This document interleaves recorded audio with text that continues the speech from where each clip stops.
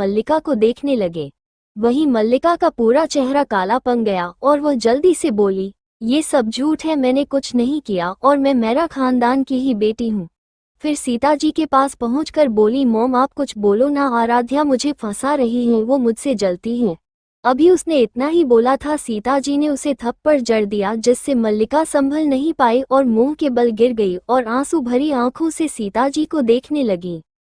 इतने में पुलिस आ गई और प्रेम जी से बोली, मिस्टर मेरा, हमारे पास मिस मल्लिका के खिलाफ अरेस्ट वारंट है। जैसे ही पुलिस वाले ये बोले, मल्लिका बोली, इंस्पेक्टर आप मुझे नहीं लेकर जा सकते, मैं मेरा खानदान की बड़ी प्रिंसेस हूँ, खबरदार, जो आपने मुझे अरेस्ट किया आपके लिए अच्छा नहीं होगा। इस बात पर आदित्य गुस्से से बोला, तुम मेरा खानदान की बेटी नहीं हो और रही बात जेल जाने की तो तुम्हें जेल होकर रहेगी। इसमें मल्लिका चिल्ला कर बोली, आप झूठ बोल रहे हैं, सिर्फ आराध्या के लिए ये अपने अच्छा नहीं किया, मैं कहीं नहीं जाऊंगी। अभी तक प्रेम जी चुप थे, वो गुस्से में बोले, कोई झूठ नहीं बोल रहा तुमसे, तुम गोद ली हुई बेटी हो, मगर अफसोस कि हमने तुम जैसी घटिया लड़की को अपने घर पर जगह दी। और बंद करो अपना ये ड्रामा, मुझे पता है कि तुम्हारी याददाश्त पहले ही आ चुकी है। मैंने डॉक्टर को तुम्हारी रिपोर्ट दिखाई थी और उन्होंने कन्फर्म किया कि तुम अब बिल्कुल ठीक हो। जैसे ही सबने यह बात सुनी, सब एक बार और शॉक हो गए और मल्लिका का चेहरा डर से पीला पड़ गया, मगर तुरंत ही वो गुस्से से बोली, तो क्या हुआ, अगर मैं आपकी असली बेटी नहीं हूं तो पर बेटी तो हूं ना। फिर आदित्य को गुस्से से घूरकर बोली, ये सब आपकी वजह से हो रहा है, अब मेरा सब मजाक उड़ाएंगे, आपको मैं छोड़ूंगी नहीं। और सबको गुस्से में बोली, कोई भी यहाँ की बात बाहर नहीं बोलेगा वरना किसी के लिए अच्छा नहीं होगा। आराध्या जो अब से चुप थी, वो गुस्से में मल्लिका को चांटा मार देती है। अभी मल्लिका कुछ बोलती आराध्या की आंखों में देखकर डर जाती है। तभी सबको आराध्या की गुस्से से भरी डरावनी आवाज सुनाई देती है, जो किसी को भी डराने के लिए काफी थी। आराध्या मल्लिका से बोली, तुम्हारी औकात भी कैसे हुई बड़ी से बदतमीजी करने की, और ऊपर से तुम उन्हें और सबको धमकी भी दोगी। हाँ, और बहुत बेरहमी से मल्लिका के बाल पकड़कर उसे तेजी से आगे को धकेल देती है।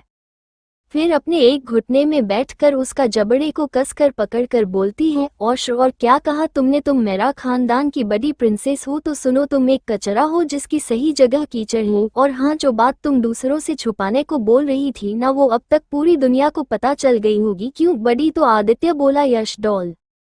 तो मल्लिका चिल्लाते हुए बोली, तुम दोनों को मैं जान से मार दूंगी। ऐसा बोलकर टेबल से चाकू उठा ली और जैसे ही वार करने को हुई, एक लेडी कांस्टेबल ने उसका हाथ पकड़ लिया और उसे कसकर 2-3 थप्पड़ जड़ दिए और उसके हाथों पर हथकड़ी लगा दी और उसे खींचते हुए ले जाने लगी। तो मल्लिका चिल्लाते हुए बोली, छोड़ो मुझे। और फिर सीता जी और प्रेम जी से बोली, मॉम डैड मुझे बचा लो, मैंने कुछ नहीं किया, प्लीज मेरा यकीन करें, कोई मुझे फंसा रहा है। मगर किसी ने उसकी बातों पर ध्यान नहीं दिया। सभी मेहमान मेरा फैमिली से विदा लेकर जाने लगे, अब सिर्फ मेरा परिवार ही वहां पर था। सीता जी रोते हुए आराध्या के गले से लग गई और उससे माफी मांगने लगी। वो बोली, आरू आप अपनी मम्मा को माफ कर दो बच्चा, मैं तो मल्लिका को बस उसके माँ बाप की कमी नहीं होने देना चाहती थी, मुझे नहीं पता था कि उसके मासूम चेहरे के पीछे इतना शातिर चेहरा छुपा है। आराध्या ने उन्हें ना खुद से दूर किया और ना गले लगाया, वो बिना किसी भाव के उनकी बातें सुन रही थी। फिर जब सीताजी आराध्या से अलग हुई तो आराध्या बोली, मिसेज मेरा, मुझे आपकी माफी नहीं चाहिए और न ही ये जानना है कि आपको क्या लगा। आप किसी को भी अपनी बेटी माने ना माने, मुझे कोई फर्क नहीं पड़ता। और हाँ, रही माफी की बात, तो आराध्या मेरा किसी को माफ नहीं करती। और उस दिन आपने कहा था ना कि आपको शर्म आती है मुझे अपनी बेटी कहते हुए, आज मैं बोलती हूँ कि मुझे शर्म आती है कि आपने मुझे जन्म दिया। आपके जैसी माँ होने से अच्छा मेरी कोई माँ नहीं होती और मैं आपसे आपको अपनी माँ नहीं मानती। और हाँ, आज से आपकी सिर्फ एक बेटी है, वो से मल्लिका। और रही बात मेरी, तो आप ऐसा सोचना मैं मरी हुई पैदा हुई थी। मिसेज मेरा, आज से आप मुझसे और मेरे कामों से दूर रहेंगी। I hope you understand. इतना बोलकर वो बिना किसी पर ध्यान दिए वहां से चली गई। सीता जी को आज अपनी गलती का एहसास हो रहा था, मगर अब बहुत देर हो चुकी थी। सबको सीता जी के लिए बुरा लग रहा था, मगर जो आराध्या ने सहा बिना गलती के, वो सोचकर उन्हें कुछ बोला ही नहीं जा रहा था, क्योंकि उन्हें पता है आराध्या एक बार जो फैसला ले ले वो बदलना नामुमकिन था। आज के लिए इतना ही, मिलते हैं अगले एपिसोड में। कैसा लगा आज का एपिसोड कमेंट्स में जरूर बताएं, रिव्यू दे, शेयर करें।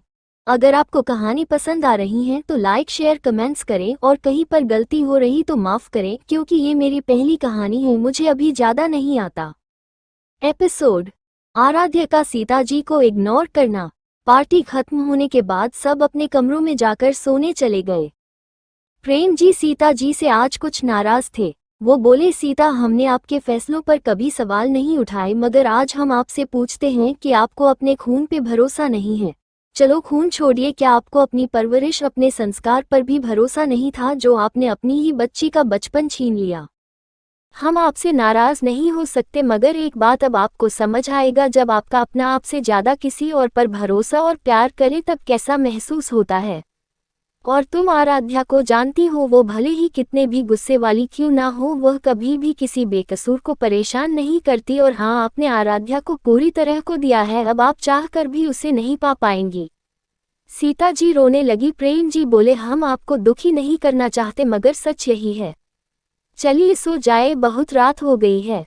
वहीं दूसरी तरफ आराध्या के कमरे में आदित्य और अर्थव आराध्या को देखने आते थे, मगर जब उन्होंने आराध्या के सोए हुए मासूम चेहरे पर आंसू के निशान देखे, दोनों के दिल में तेज दर्द हुआ और दोनों ने आराध्या के माथे को प्यार से चूमा और एक एक हाथ पकड़कर बैठे बैठे ही सो गए।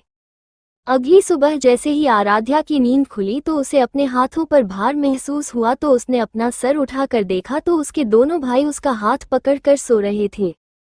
आराध्या के हिलने से दोनों की नींद भी खुल गई और दोनों ने आराध्या के माथे को प्यार से चूमकर उसे मॉर्निंग विश की, फिर अपने अपने कमरे में चले गए। दादी ने आज अकेले ही पूजा कर ली। सभी लोग नहा धोकर नीचे डिनर टेबल पर बैठ गए। आराध्या ने सभी को मॉर्निंग विश किया, सीता जी को छोड़कर, जिससे सीता जी को बुरा तो लगा मगर वो कुछ बोल ना सकी क्योंकि ये सब उनकी वजह से ही हो रहा था। ऐसे ही दिन से शाम और शाम से रात हो गई। ऐसे ही वक्त बीतता गया। इस बीच सीता जी ने बहुत कोशिश की आराध्या को मनाने की, मगर आराध्या ने सीता जी को पूरी तरह इग्नोर कर दिया। इस बीच जेल में मल्लिका को बहुत टॉर्चर किया गया, जिससे उसकी हालत बहुत ज्यादा खराब हो गई। इसी बीच आराध्या का कॉलेज भी स्टार्ट होने में कम ही वक्त बचा था। मल्लिका को जेल से निकलवाने के लिए एक इंसान ने अपनी पूरी ताकत लगा दी, मगर वह नहीं निकाल पाया। आराध्या को भी इस बीच अपने भरोसेमंद खबरियों से मल्लिका की कुछ बातें पता चली। मिल अभी भी बहुत सी बातें राज थी, इसलिए आराध्या ने मल्लिका को जेल से निकलवा दिया। फिर मल्लिका मेरा मेंशन आ गई और उसने बहुत माफी मांगी, मगर सिर्फ दिखावे और मेरा मेंशन में रहने के लिए। मल्लिका के दिल में आराध्या के लिए और भी नफरत बैठ गई और वो आराध्या को जान से मारना चाहती थी, मगर उसने मेरा परिवार से माफी मांगी और फिर कभी ऐसी गलती नहीं करेगी, ये वादा किया। मगर पहले तो किसी ने उस पर भरोसा नहीं किया, मगर उसने बहुत ड्रामा किया, यहाँ तक कि खुद को कोने भी मारे, जिससे सीता जी पिघल गई और बाकी लोग भी थोड़ा सा पिघल गए। मगर आदित्य और प्रेम जी ने मल्लिका को माफ नहीं किया। माफ तो कोई नहीं करना चाहता था, मगर मल्लिका की एक्टिंग स्किल्स इतनी बेहतर थी कि वो लोग मजबूर हो गए उसे माफ करने में, क्योंकि मल्लिका भी बचपन से उनके साथ रही थी और आराध्या के अलावा उसने किसी के साथ गलत नहीं किया था। आराध्या को उसने जलन के चलते नुकसान पहुंचाया था। हालांकि जब मल्लिका बचपन में घर लाई गई थी तब उसे सब बहुत प्यार करते थे, क्योंकि एक तो उसने छोटी सी उम्र में अपने माँ बाप खो दिए थे और वह आराध्या की तरह एक बच्ची थी। मगर जब सबने उसे आराध्या के साथ झगड़ा या कोई चीज छीनते हुए देखते तो उससे नाराज रहने लगते, मगर जब मल्लिका के कहने पर सीता जी आराध्या से बुरा बर्ताव करती तब से सब सिवाय सीता जी के मल्लिका को नापसंद करने लगे। मल्लिका अब बिल्कुल भी आराध्या को परेशान नहीं करती थी और उसने सीता जी को मना लिया था। रोना धोना करके सीता जी सॉफ्ट हार्टेड महिला हैं। उन्होंने आराध्या के लिए बुरा बर्ताव किया, मगर सिर्फ इसलिए ताकि आराध्या सुधर जाए। वो आराध्या से बहुत प्यार करती हैं, मगर उन्होंने मल्लिका के कहने पर ये सब किया क्योंकि मल्लिका सीता जी के सामने बहुत संस्कारी, मासूम और प्यारी लड़की होने का ड्रामा करती थी। मगर आराध्या का गुस्सा बहुत डेंजर था, इसलिए उन्हें गलतफहमी हो गई, मगर फिर भी उन्होंने आराध्या के साथ जानबूझकर ना सही मगर गलत किया था, इसलिए आराध्या उन्हें इतनी आसानी से माफ नहीं करेगी। मगर आराध्या सीता जी से नफरत नहीं करती। आराध्या ने मल्लिका के पीछे अपने जासूस लगाए थे। इस बीच आराध्या, जो कि अंडरवर्ल्ड पर राज करती हैं, वो ब्लैक रोज नाम से जानी जाती हैं, जिसके नाम से ही सब कांपते हैं। आज अंडरवर्ल्ड में पार्टी रखी गई है और आराध्या और उसके गैंग के लोगों को भी इनवाइट किया गया था। आराध्या के गैंग का नाम डार्क मून है और उसके 4 खास लोग हैं, उनके बारे आगे जानेंगे। रात 12 बजे एक अंडरग्राउंड जगह पर पार्टी चल रही है। तभी अचानक वहां शांति फैल जाती है क्योंकि अभी पार्टी में ब्लैक रोज यानी हमारी आराध्या की एंट्री होती है और सभी की आंखें उसी पर टिक जाती हैं। मगर जैसे ही आराध्या की ब्लू आइज से उनकी आंखें मिलती हैं, उनके अंदर एक अलग सा दबाव बनता है जिससे उनकी आंखें खुद ही झुक जाती हैं और वो फिर से नजरें नहीं मिला पाते। आराध्या बहुत प्यारी लग रही थी, मगर उससे निकलता वो मडस और डरावना ऑरा सभी को उससे डरने के लिए मजबूर कर रहा था। आराध्या एक रानी की तरह अपनी जगह पर बैठ गई और उसके गैंग के लोग उसके आसपास खड़े हो गए। आज के लिए इतना ही, मिलते हैं अगले एपिसोड में। कैसा लगा आज का एपिसोड कमेंट्स में जरूर बताएं, रिव्यू दे, शेयर करें। अगर आपको कहानी पसंद आ रही है तो लाइक शेयर कमेंट्स करें और कहीं पर गलती हो रही तो माफ करें क्योंकि ये मेरी पहली कहानी है, मुझे अभी ज्यादा नहीं आता। Episode the underworld's queen black rose. Aaradhya अपने एक पैर को दूसरे पैर पर रखकर बड़ी ही स्टाइल से बैठ गई। वो बिल्कुल किसी रानी की तरह वाइब दे रही थी। आज यहाँ आराध्या के अलावा अंडरवर्ल्ड का राजा द ब्लैक ईगल भी इनवाइटेड था, मगर वो किसी कारणवश नहीं आ पाया। वो भी आराध्या की तरह बहुत खतरनाक है और उसे भी आज तक किसी ने नहीं देखा। तभी आराध्या के सामने अचानक एक मास्क पहने व्यक्ति आया और आराध्या को ऊपर से नीचे तक बड़ी ही बुरी तरह घूरने लगा।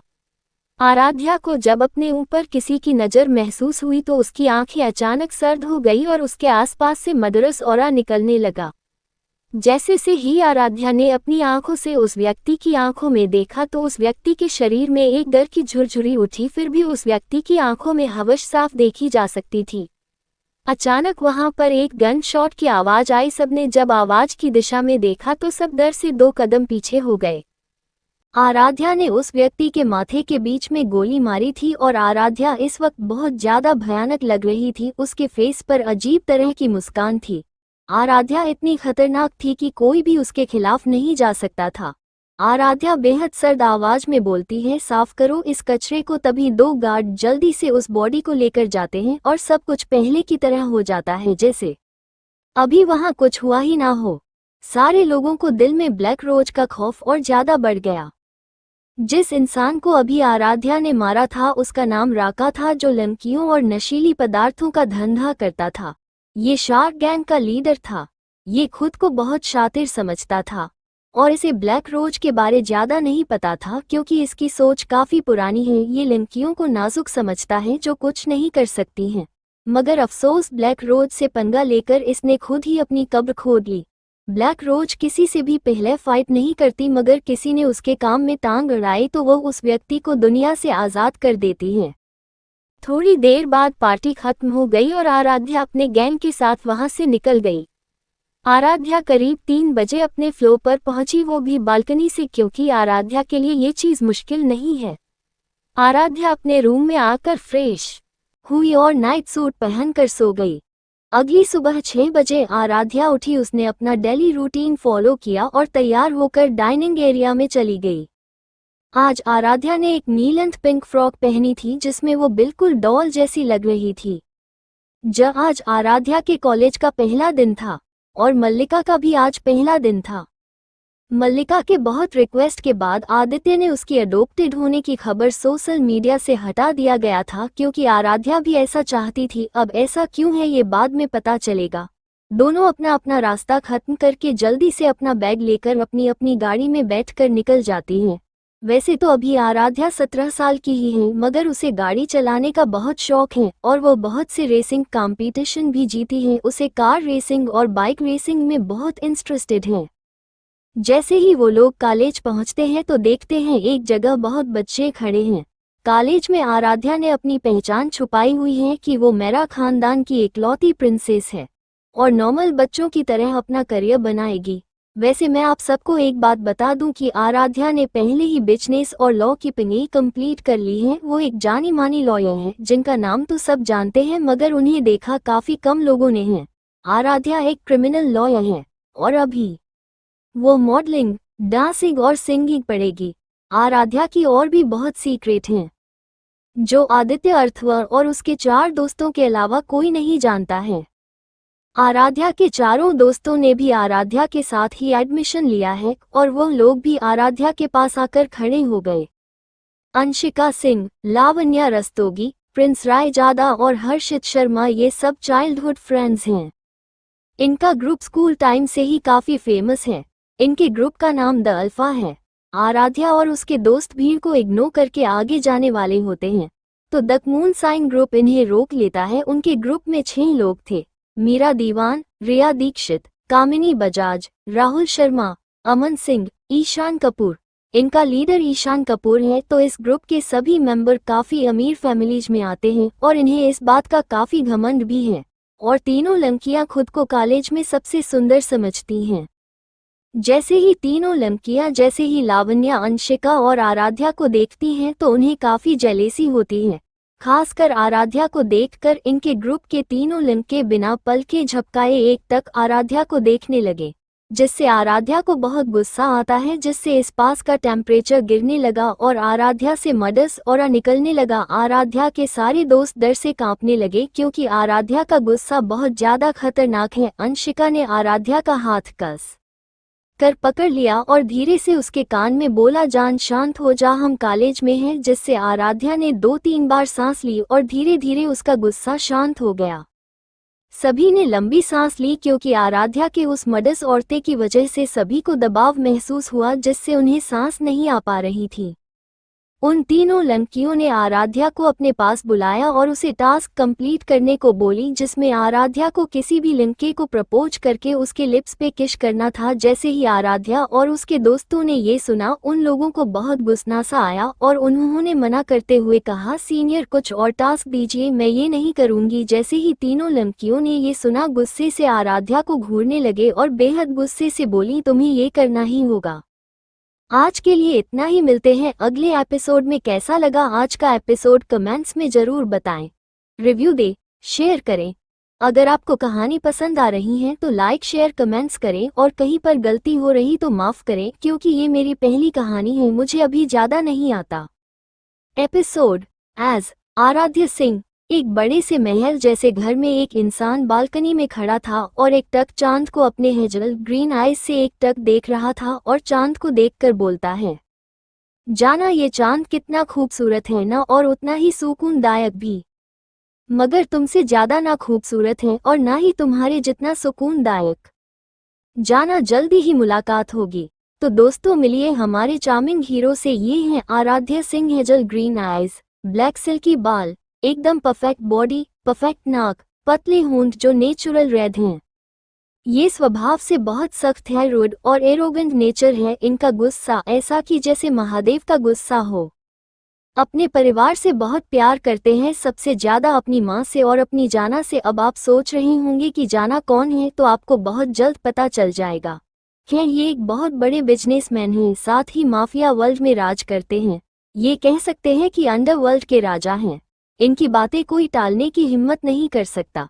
इन्हें झूठ और धोखेबाज लोगों से बहुत नफरत है और ये अपनी चीजों और खासकर अपने लोगों के लिए बहुत पॉजिटिव और प्रोटेक्टिव हैं। आराध्य किसी की भी ऊंची आवाज नहीं सुन सकता सिवाय अपनी माँ और अपनी जाना के अलावा। आराध्य जितना स्मार्ट है उतना ही खतरनाक भी है, उसकी बात टालने की गलती कोई नहीं करता। आराध्य जल्दी से अपने असिस्टेंट राज को कॉल करता है और कहता है कि क्या खन्ना ने कुछ उगला कि किसके कहने पर उसने हमला किया था। तो राज डरते हुए बोलता है, नहीं बॉस, उस साले ने अपना मुंह नहीं खोला। इस बात पर आराध्य गुस्से से बोलता है, मैं अभी वहां पहुंचता हूं, तुम ये ध्यान रखना कि वो जिंदा रहना चाहिए मेरे वहां आने तक, और कॉल कट कर देता है बिना राज की बात सुने। राज अपने फोन को घूरता है, उसके बाद मुंह बनाकर बोलता है, हूँ खडूस, और फिर डेविल स्माइल करते हुए बोलता है, खन्ना मुंह खोल देता तू तो आसान मौत तो मिलती, मगर तुझे तो यमराज के दर्शन करने थे, तो अब तू यमराज के हाथों सीधा नर्क जाएगा बिना टिकट। और फिर बेसमेंट में चला जाता है जहां अभी खन्ना को बुरी तरह टॉर्चर किया जा रहा था और सभी बॉडीगार्ड को रुकने को बोलता है, जिससे सभी रुक जाते हैं। खन्ना खुश हो जाता है और रोते रोते बोलता है, मिस्टर राज, मैं आपका ये एहसान कभी भी नहीं भूलूंगा। अभी कोई कुछ बोलता, इतने में एक मदहोश करने वाली मगर डरावनी आवाज सबके कानों में पिंगती है, जो बोल रहा था, खन्ना मैं तुझे इतने आसानी से एहसान भूलने नहीं दूंगा। इस आवाज को सुनकर खन्ना का शरीर डर से कांपने लगा और वो अपनी डरी हुई कांपती हुई आवाज में बोला, किंग मुझे आप मार दो मगर अब और टॉर्चर मत करो प्लीज, मैं आपसे भीख मांगता हूँ। इस पर आराध्य जोर जोर से हंसने लगता है। उसकी हंसी बहुत डरावनी लग रही थी, जिससे सबको बहुत डर लग रहा था। आराध्य हंसते हुए अचानक रुक जाता है और उसका चेहरा गुस्से से दहक उठा और उसके पास से मदस और डरावना ऑरा निकलने लगा, जिससे इस पास के लोगों को घुटन होने लगी। आराध्य एकदम से खन्ना के पास गया और उसके जबड़े को दबाने लगा और दांत पीसते हुए बोला, कैश हैश तुझे पता भी है जिस पर तुमने हमला किया वह मेरी जिंदगी, मेरा सुकून, मेरा जुनून, मेरा सब कुछ, उसे तुमने मारने की कोशिश की। अगर उसे कुछ हो जाता तो मैं पूरी दुनिया को तबाह कर देता। अब बता किसके कहने पर ये सब किया? और हाँ, ये मत सोचना मैं पता नहीं लगा सकता, तुझे पता है ना कौन हूँ मैं। अब जल्दी मुंह खोल ताकि तेरी मौत थोड़ी आसान हो। अब जल्दी बोल। खन्ना बोलता है, वो मेरे परिवार को मार देगा। इस पर आराध्य डेविल स्माइल करते हुए बोलता है, वो तो बस तेरे परिवार को मारेगा, मैं तेरे सहित तेरे पूरे खानदान को इस दुनिया से गायब कर दूंगा अगर तूने 5 सेकंड में अपना मुंह नहीं खोला तो। इसमें खन्ना ने डरते हुए कहा, इवान मलिक ने उसने इतना ही कहा था कि उसके पूरे शरीर में तेजाब डाला गया। वो दर्द से तड़प उठा और ऐसे ही तड़पते हुए उसकी मौत हो गई। आराध्य राज को देखकर बोला, इसके मौत की खबर इसके घर तक पहुंचा दो और इसके बीबी के अकाउंट में इसकी सारी जायदाद ट्रांसफर कर दो और इसके पूरे परिवार को इसके अफेयर के बारे में बताना मत भूलना। बताना क्या, उन्हें सबूत भी दिखाना और इसकी बॉडी को किसी गटर में फेंक दो। और उस मलिक को भी उसकी औकात दिखाने का टाइम आ गया। पुलिस को उसकी इनलीगल फैक्ट्री के बारे इन्फॉर्म कर दो और उसके फार्म हाउस को आग लगा दो। उसकी बात सुनकर राज बोला, ओके बॉस। इतना कहकर वो अपने काम में लग गया। वहीं आराध्या अपने चेहरे पर प्यार और जुनून लिए बोला, जाना तुम्हें अगर किसी ने भी हट करने की कोशिश की, चाहे वो कोई हो, मैं खुद भी क्यों ना हूं, जो तुम्हें हट करेगा उसको सजा मिलेगी। जाना तुमने मुझे इस कदर अपने प्यार में पागल किया है कि मैं अब तुम्हें इमेजिंग करने लगा हूं। तुम हर जगह शामिल हो, बहुत जल्दी मुलाकात होगी और फिर तुम मेरे पास होंगी, मेरे बाहों में। मैं तुम्हें जी भर कर देख पाऊंगा। जाना आई लव यू सो मच। मैं तुमसे इतना प्यार करता हूँ कि मैं तुम्हें शब्दों में एक्सप्लेन नहीं कर सकता। तुम मेरे लिए बहुत ज्यादा खास हो। इतना बोलकर स्माइल करने लगा जिससे उसके गालों पर डिम्पल पंग रहा था। वो इतना हैंडसम लग रहा था कि हैंडसम शब्द भी कम पड़ जाए उसकी खूबसूरती के लिए। थोड़ी देर बाद वो अपने मेंशन के लिए निकल पड़ा और रास्ते में ही राज को कॉल करके एस के साथ मीटिंग फिक्स करने को बोलकर फोन रख दिया और अपने वॉलपेपर को शिद्दत से देखकर बोला, जाना अम कमिंग, जल्दी ही मुलाकात होगी।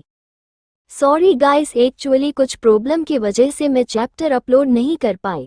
आज के लिए इतना ही, मिलते हैं अगले एपिसोड में। कैसा लगा आज का एपिसोड कमेंट्स में जरूर बताएं। रिव्यू दे, शेयर करें। अगर आपको कहानी पसंद आ रही है तो लाइक शेयर कमेंट्स करें और कहीं पर गलती हो रही तो माफ करें, क्योंकि ये मेरी पहली कहानी है, मुझे अभी ज्यादा नहीं आता। एपिसोड एस्का के HAUF। एक बड़े से बिल्डिंग के सबसे ऊंचे और बड़े कैबिन में इस वक्त किसी के गुस्से से चिल्लाने की आवाज आ रही थी। वो चीख किसी के भी दिल में दहशत पहुंचाने के लिए काफी थी।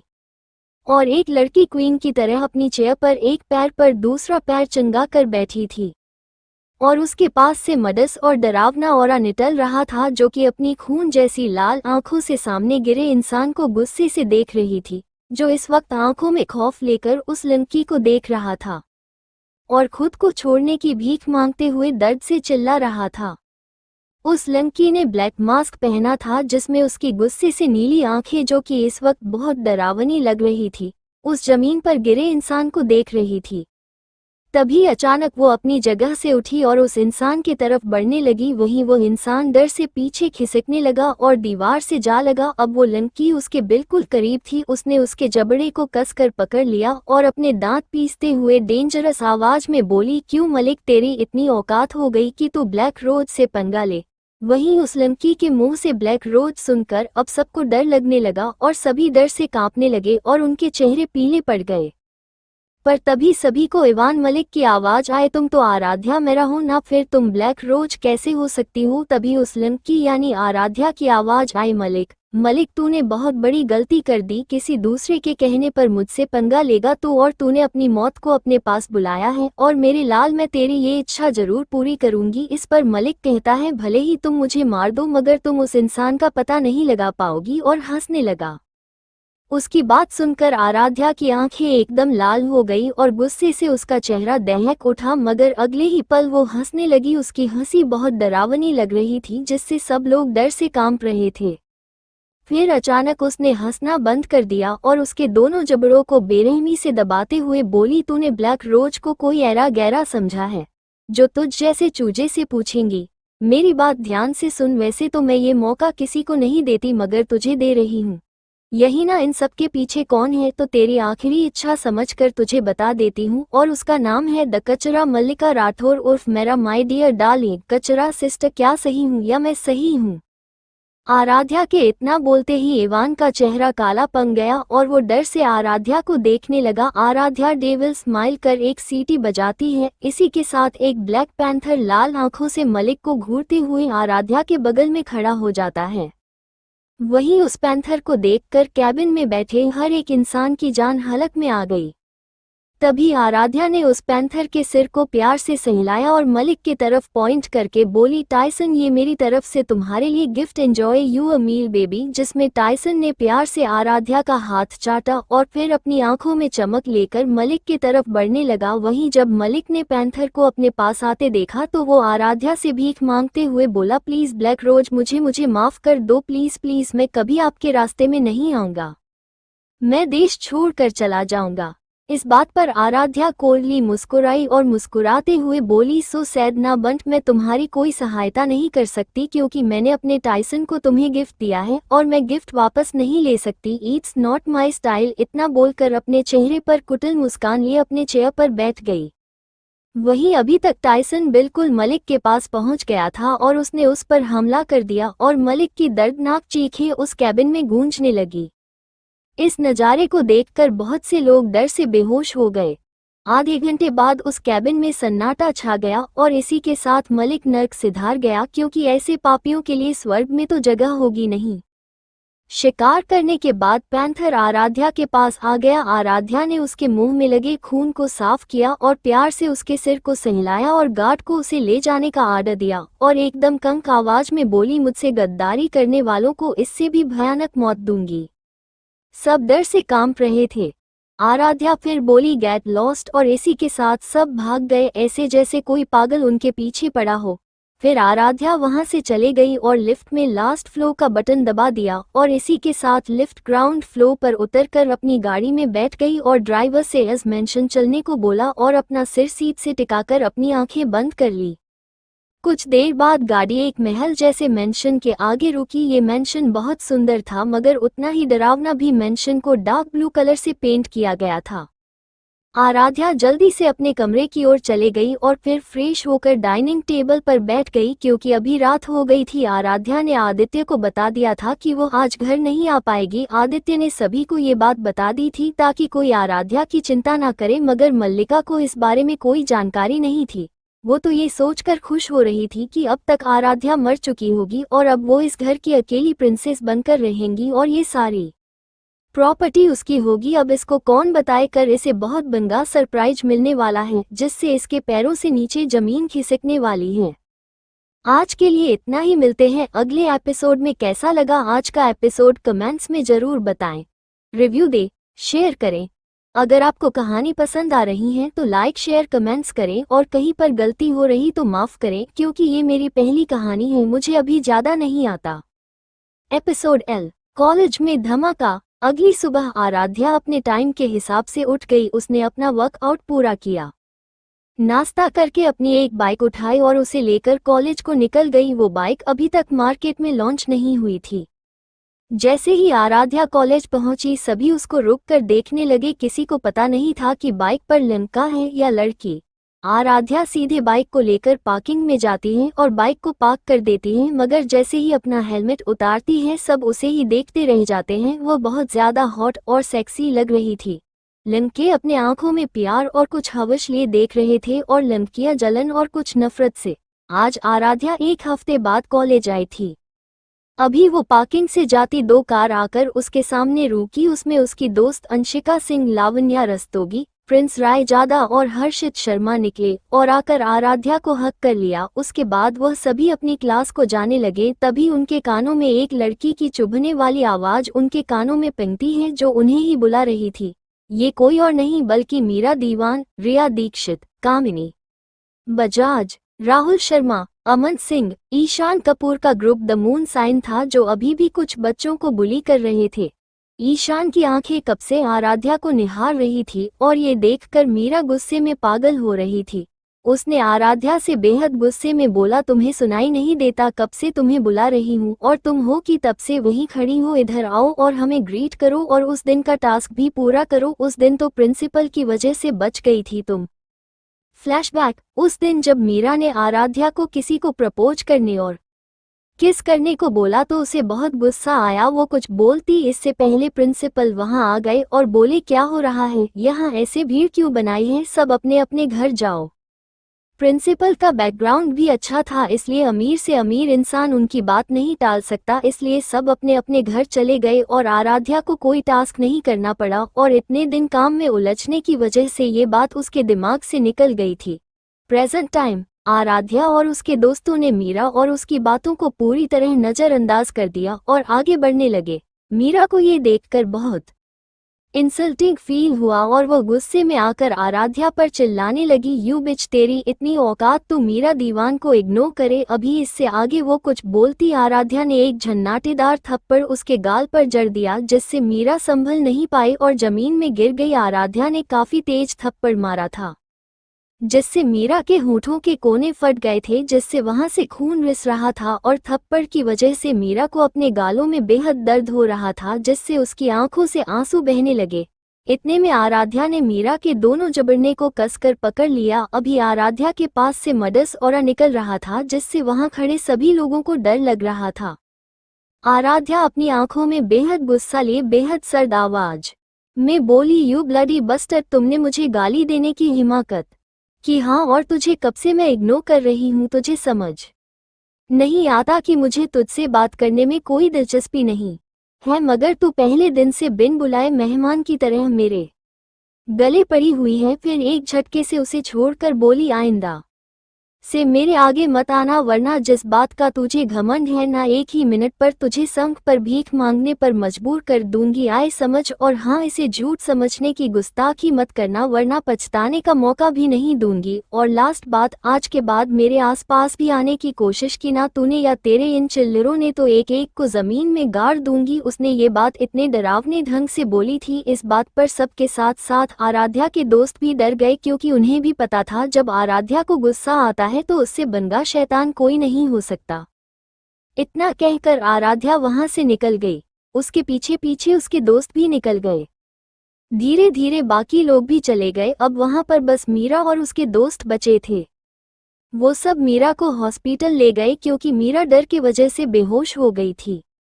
वहीं दूसरी तरफ आराध्या जैसे ही अपने क्लास को जाने को हुई, उसे मल्लिका दिख गई, जो जल्दी जल्दी में क्लास की तरफ जा रही थी। इतने में ही पीछे से आराध्या को आवाज लगा दी। मल्लिका ने जैसे ही अपना नाम सुना, उसने पलटकर जैसे ही देखा, उसे आराध्या दिखी, जो मजाक उड़ाने वाली हंसी के साथ उसे ही देख रही थी और उसकी तरफ ही आ रही थी। आराध्या को जिंदा देखकर मल्लिका का चेहरा पीला पड़ गया और वो लंका गई। जब आराध्या ने उसकी हालत देखी तो वो एक डेविल स्माइल कर बोली, माय डियर कचरा सिस्टर, क्या हुआ? सदमा लगा गया क्या मुझे जिंदा देखकर?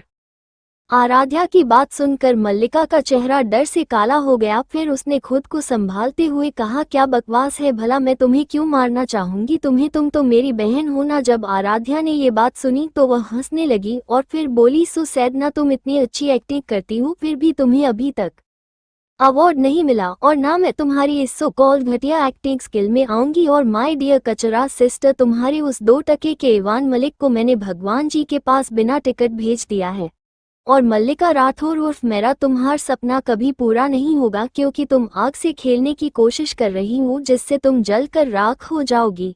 आराध्या के मुंह से अपना रियल नाम सुनकर मल्लिका को और भी ज्यादा डर लगने लगा। आराध्या मल्लिका को वैसे ही छोड़कर क्लास में चली गई।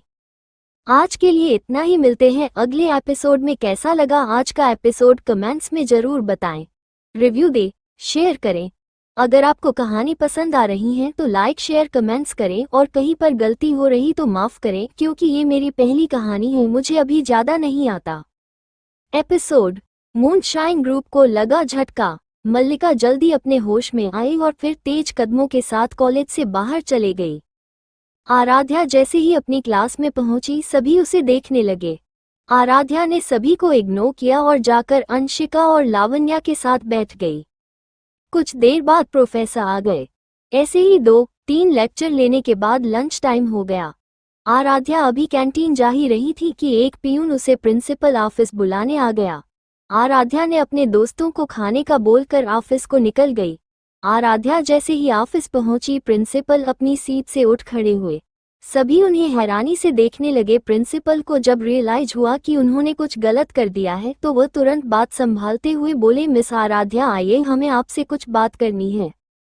ऑफिस में प्रिंसिपल के अलावा द मूनशाइन ग्रुप मौजूद था और मीरा दीवान के पेरेंट्स मिस्टर राघव दीवान और मिसेज सोमिता दीवान भी मौजूद थे। सारे टीचर और कॉलेज मैनेजमेंट के लोग भी मौजूद थे। राघव दीवान और सोमिता दीवान बहुत ज्यादा गुस्से में थे और मीरा दीवान का चेहरा दर्द से पीला पड़ा था। जैसे ही उन लोगों ने आराध्या नाम सुना उन्हें बहुत गुस्सा आया और वह गुस्से से कांपते हुए बोली, तो ये वही लड़की है जिसने मेरी बेटी का ये हाल किया है। इसे अभी कॉलेज से रस्टिकेट करो वरना आपके कॉलेज के लिए ये अच्छा नहीं होगा। उनकी बात सुन कर प्रिंसिपल को बहुत गुस्सा आया, पर वो अपने गुस्से को कंट्रोल कर बोले, देखिए मिसेज दीवान, हम बिना इन्वेस्टिगेट किए कोई फैसला नहीं ले सकते। इस बात पर मिसेज दीवान भुनकते हुए बोली, आपका मतलब क्या है? अगर मेरी बेटी को कुछ हो जाता तो तब क्या बोलते आप? अभी प्रिंसिपल उनकी बातों का जवाब देते उससे पहले वहां आराध्या की ठंडी आवाज गूंजी, अच्छा तो आप मुझे रस्टिकेट करवाना चाहती हैं मिसेज दीवान, तो ये बताइए आप अपनी बेटी को क्या सजा देंगी? अभी आराध्या ने इतना ही बोला था कि मीरा चिल्ला कर बोली, आखिर तुम्हारी औकात क्या है जो तुम मुझे सजा दिलाओगी? तुम्हारा तो मैं वो हाल करूंगी कि तुम कभी मुझे नहीं भूलोगी। अभी मीरा ने इतना ही बोला था कि आराध्या बोली, मिस मीरा दीवान, शायद सुबह का डोज कम पड़ गया जो तुम ऐसे चिल्ला रही हो। क्या कहा था तुमसे मैंने? मुझे अपने अलावा किसी की ऊंची आवाज नहीं पसंद। तो अपना वॉल्यूम कम करो वरना कभी भी मुंह खोलने लायक नहीं बचोगी। उसकी बात सुनकर मीरा चुप हो गई। उसके शरीर में डर से कपकपी होने लगी और वह अपनी मां के पल्लू में छिपा गई। अभी भी उसका शरीर डर से कांप रहा था। जब मिसेज दीवान ने ये महसूस किया उन्हें अपने सीने में बहुत तेज दर्द हुआ और वह गुस्से से कांपते हुए बोली, तुम घटिया लड़की, तुम्हारी इतनी हिम्मत, तुम हमारी बेटी को हमारे सामने ही धमकी दो। तुम अब इस कॉलेज क्या किसी भी कॉलेज में एडमिशन नहीं ले पाओगी। अभी वो इससे आगे कुछ और कहती तभी एक ठंडी आवाज उस कमरे में गूंज उठी, तो मिसेज दीवान, आप इन्हें किसी भी कॉलेज में एडमिशन नहीं लेने देंगी, राइट? इस आवाज के साथ एक बेहद हैंडसम लड़का अपने डार्क ऑरा के साथ कमरे में दाखिल हुआ। प्रिंसिपल जल्दी से अपने सीट से उठ खड़े हुए और जल्दी से बोले, मिस्टर मेरा, मैं जल्दी ही इस मेंटल को शार्ट आउट करता हूँ, आप प्लीज बैठिए। आदित्य एक नजर आराध्या को देखकर अपनी चेयर पर बैठ गया।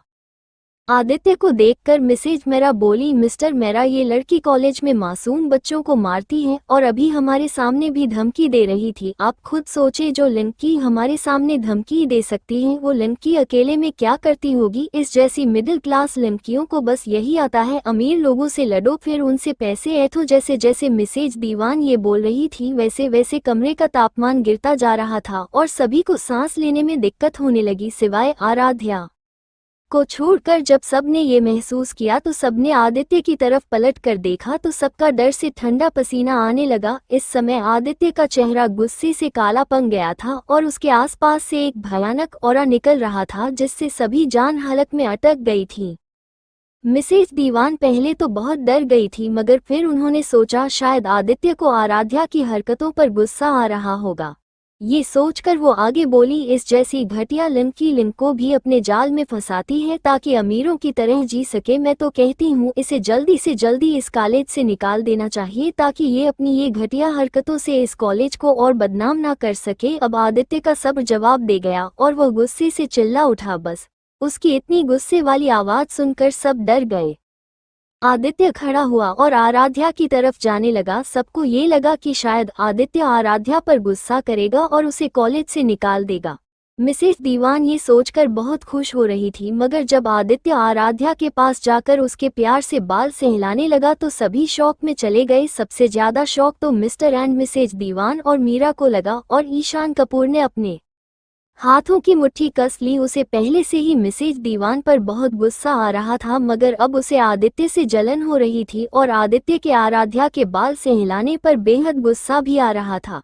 आदित्य ने आराध्या के बाल सहलाने के बाद उसके फोरहेड पर एक किस की, फिर प्यार से बोला, डॉल आप बताओ क्या हुआ था और अपने उस लड़की को क्यों मारा। वैसे तो आदित्य लड़कियों की बहुत इज्जत करता है, मगर जो लड़की उसकी बहन को परेशान करे उस पर वो बिल्कुल रहम नहीं खाता।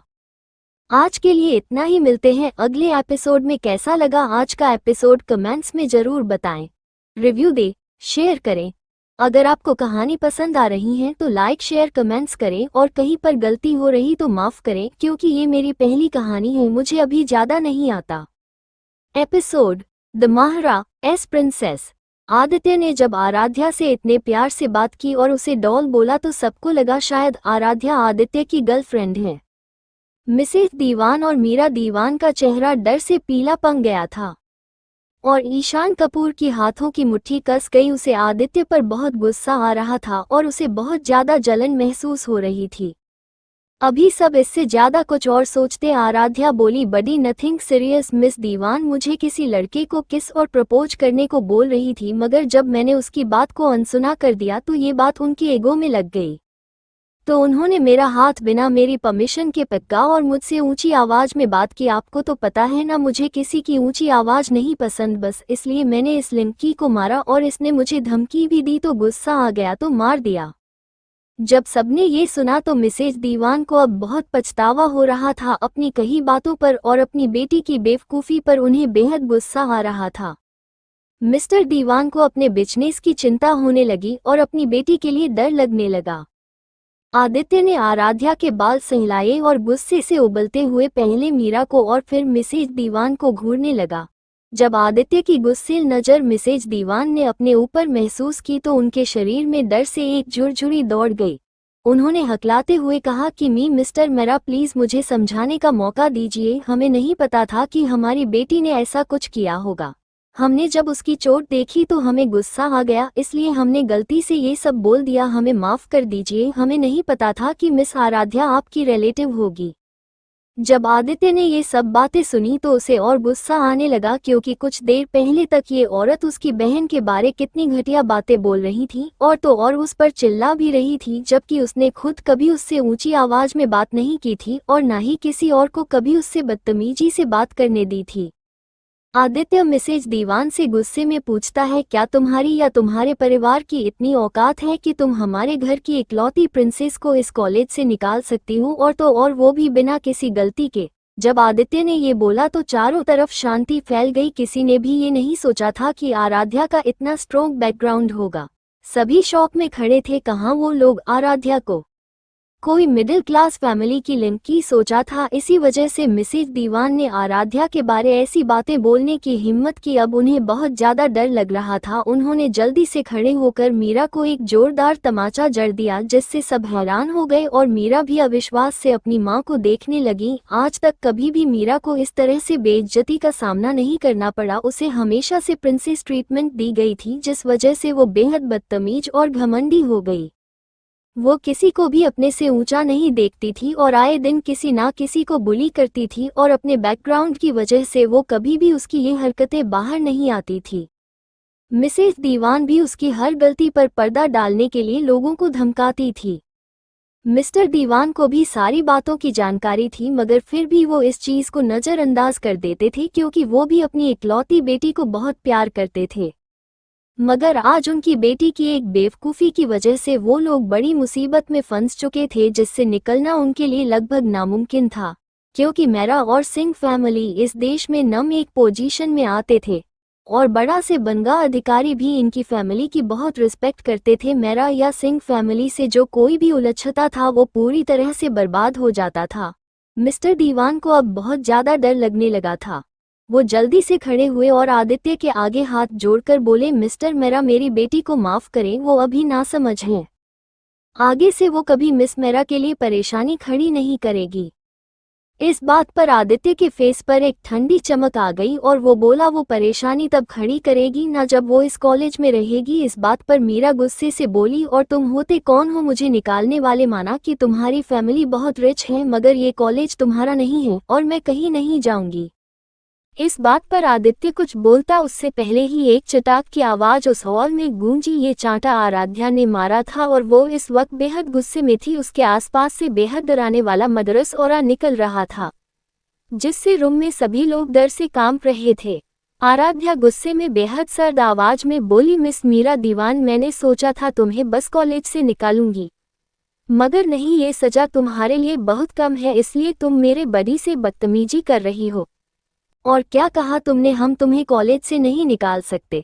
फिर जोर जोर से हंसने लगी। उसकी हंसी अभी किसी शैतान की जैसी लग रही थी, जिससे सभी के दिल में एक खौफ बैठ गया। वो सांस भी नहीं ले पा रहे थे।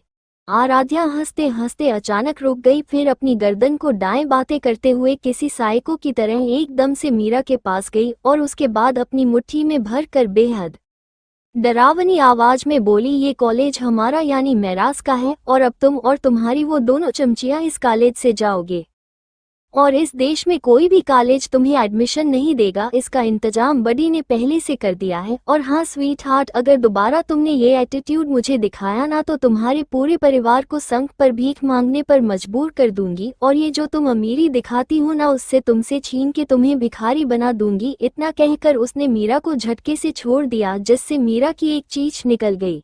आराध्या इतना बोलकर रूम से निकल गई। आदित्य भी एक नज़र उनको देखकर वहां से निकल गया। जैसे ही आदित्य रूम से गया वैसे ही मिस्टर दीवान का फोन रिंग हुआ। उन्होंने जैसे ही फोन पर बात सुनी उनके हाथ से उनका फोन नीचे गिर गया और उन्होंने गुस्से से मिसेज दीवान और मीरा को एक एक थप्पड़ रसीद किया और चिल्लाते हुए बोले, तुम दोनों की वजह से मैं बर्बाद हो गया, हमारी कंपनी बैंकक्रप्ट हो गई। जैसे ही सबने ये बात सुनी सबके होश उड़ गए। धीरे धीरे सब रूम से बाहर निकल गए। अब रूम में सिर्फ प्रिंसिपल और दीवान फैमिली थी। प्रिंसिपल ने मिस्टर दीवान से कहा, अब आपको भी जाना चाहिए मिस्टर दीवान, और हाँ अब मीरा तुम्हें कॉलेज आने की कोई ज़रूरत नहीं है, तुम्हें कॉलेज से निकाला जाता है। जैसे ही मीरा ने ये सुना वो बहुत गुस्से में आ गई और बोली, आप ऐसा नहीं कर सकते, मैं कहीं नहीं जाऊंगी। प्रिंसिपल अब गुस्से में बोले, मिस मीरा, अगर आपने अब कोई भी परेशानी खड़ी करने की कोशिश की तो मुझे पुलिस को बुलाना पड़ेगा। जब ये बात मीरा ने ये बात सुनी उसे और गुस्सा आने लगा और अभी वो इससे ज्यादा कुछ बोलती मिस्टर दीवान ने उसे एक और तेज थप्पड़ मारा और उसे घसीटते हुए अपने साथ घर को ले गए। दीवान फैमिली पूरी तरह से बर्बाद हो गई थी और ये काम आदित्य ने करवाया था। दीवान फैमिली की बर्बादी की न्यूज हर तरफ दिखाई जा रही थी, जिसे देखकर आदित्य ने एक डेविल स्माइल दी और बेहद गुस्से में बोला, ये सजा है तुम्हारी मेरी डॉल को परेशान करने की। मैं तो इससे भी ज्यादा तुम्हें सबक सिखाता अगर डॉल मना नहीं करती तो। उधर सभी को पता चल गया था कि आराध्या मेरा खानदान की इकलौती बेटी है। अब सभी को थोड़ा थोड़ा डर लगने लगा था और सबने सोच लिया था वो कभी भी आराध्या को नाराज नहीं करेंगे। ईशान कपूर अपने मन में सोचने लगा, बेबी डॉल तुम तो एक मिस्ट्री जैसी हो जिसे सुलझाना बहुत दिलचस्प होगा। तुम मेरा जुनून बन चुकी हो, मैं तुम्हें कैद कर लूंगा ताकि कोई तुम्हें मुझसे ना छीन पाए। अभी तक कॉलेज खत्म हो गया था और सब अपने अपने घर चले गए थे। आराध्या पहले ही निकल चुकी थी, मगर ऑफिस को तभी उसका असिस्टेंट राज आया और बोला, मैम कल आपकी जरूरी मीटिंग है मिस्टर सिंह के साथ। जैसे ही आराध्या ने मिस्टर सिंह सुना उसका दिल तेजी से धड़कने लगा। आराध्या ने जल्दी से खुद को शांत किया और बोली, ठीक है, कल की प्रिपरेशन कर लो और एक बार मुझे चेक करा लेना। ओके मैम बोलकर राज कैबिन से बाहर चले गया। इधर आराध्या अभी भी मिस्टर सिंह के बारे में सोच रही थी, कल की मीटिंग में क्या होगा। थोड़ी देर बाद उसने अपना सर झटका और काम में लग गई। ऐसे ही रात के 7 बजे गए। राज ने आराध्या से सब कुछ चेक करवा लिया, फिर दोनों अपने अपने घर के लिए निकल गए। आराध्या मेरा मेंशन ना जाकर अपने खुद के मेंशन डार्क हेवन में गई और फ्रेश होकर डिनर किया और बैंड में आकर लेट गई। कुछ देर बाद ही उसे गहरी नींद आ गई क्योंकि आज वो बहुत थक गई थी। आज के लिए इतना ही, मिलते हैं अगले एपिसोड में। कैसा लगा आज का एपिसोड कमेंट्स में जरूर बताएं। रिव्यू दे, शेयर करें। अगर आपको कहानी पसंद आ रही है तो लाइक शेयर। एपिसोड पहली मुलाकात। अगली सुबह आराध्या जल्दी से उठी और अपना डेली रूटीन फॉलो किया। उसके बाद फ्रेश होकर डाइनिंग टेबल पर बैठ गई जहां पहले से ही रास्ता तैयार था। उसने अपना नाश्ता किया फिर ऑफिस को निकल गई क्योंकि आज उसकी एक इम्पोर्टेंट मीटिंग थी। आराध्या गैराज से एक लैम्बोर्गिनी ली और खुद ही ड्राइविंग करके ऑफिस को निकल गई। जब वो ऑफिस पहुंची तो सबने उसे ग्रीट किया। हालांकि उसने मास्क पहना था मगर फिर भी उसकी खूबसूरत आंखें उसकी खूबसूरती का बयान दे रही थी। लड़के आराध्या को बहुत प्यार से देख रहे थे मगर जैसे ही उनको तापमान गिरता महसूस हुआ तो उन्होंने आराध्या को देखा जो अपनी कोल्ड आंखों से उन्हें बहुत जानलेवा तरीके से देख रही थी, जिससे डरकर उन लोगों ने अपनी आंखों को आराध्या के ऊपर से हटा लिया। जैसे ही आराध्या अपने लिफ्ट में गई सभी ने एक राहत की सांस ली और अपने अपने काम में लग गए क्योंकि अगर वो जरा भी काम को लेकर लापरवाही करते उनको तुरंत कंपनी से निकाल दिया जाता और शायद उन्हें इतनी अच्छी जॉब न मिल पाती। खैर थोड़ी देर बाद आराध्या अपने कैबिन के पास पहुंच गई। उसे अपने कैबिन के बाहर ही राज मिल गया। राज ने जल्दी से आराध्या को ग्रीट किया और फिर उसके पीछे पीछे कैबिन के अंदर चला गया और आराध्या को आज का शेड्यूल बताने लगा। आराध्या की आधे घंटे में एक मीटिंग थी जिसमें उनको जिस कंपनी का प्रेजेंटेशन अच्छा लगेगा उनके साथ डील साइन होगी। इस डील से दोनों कंपनियों को काफी फायदा होने वाला था। आराध्या ने कुछ देर कंपनी की रिपोर्ट चेक की। जैसे ही 1 घंटा हुआ राज कैबिन में आया और आराध्या को मीटिंग का याद दिलाया। सारे कंपनी के सीईओ पहले से वहां मौजूद थे और आराध्या का इंतजार करने लगे।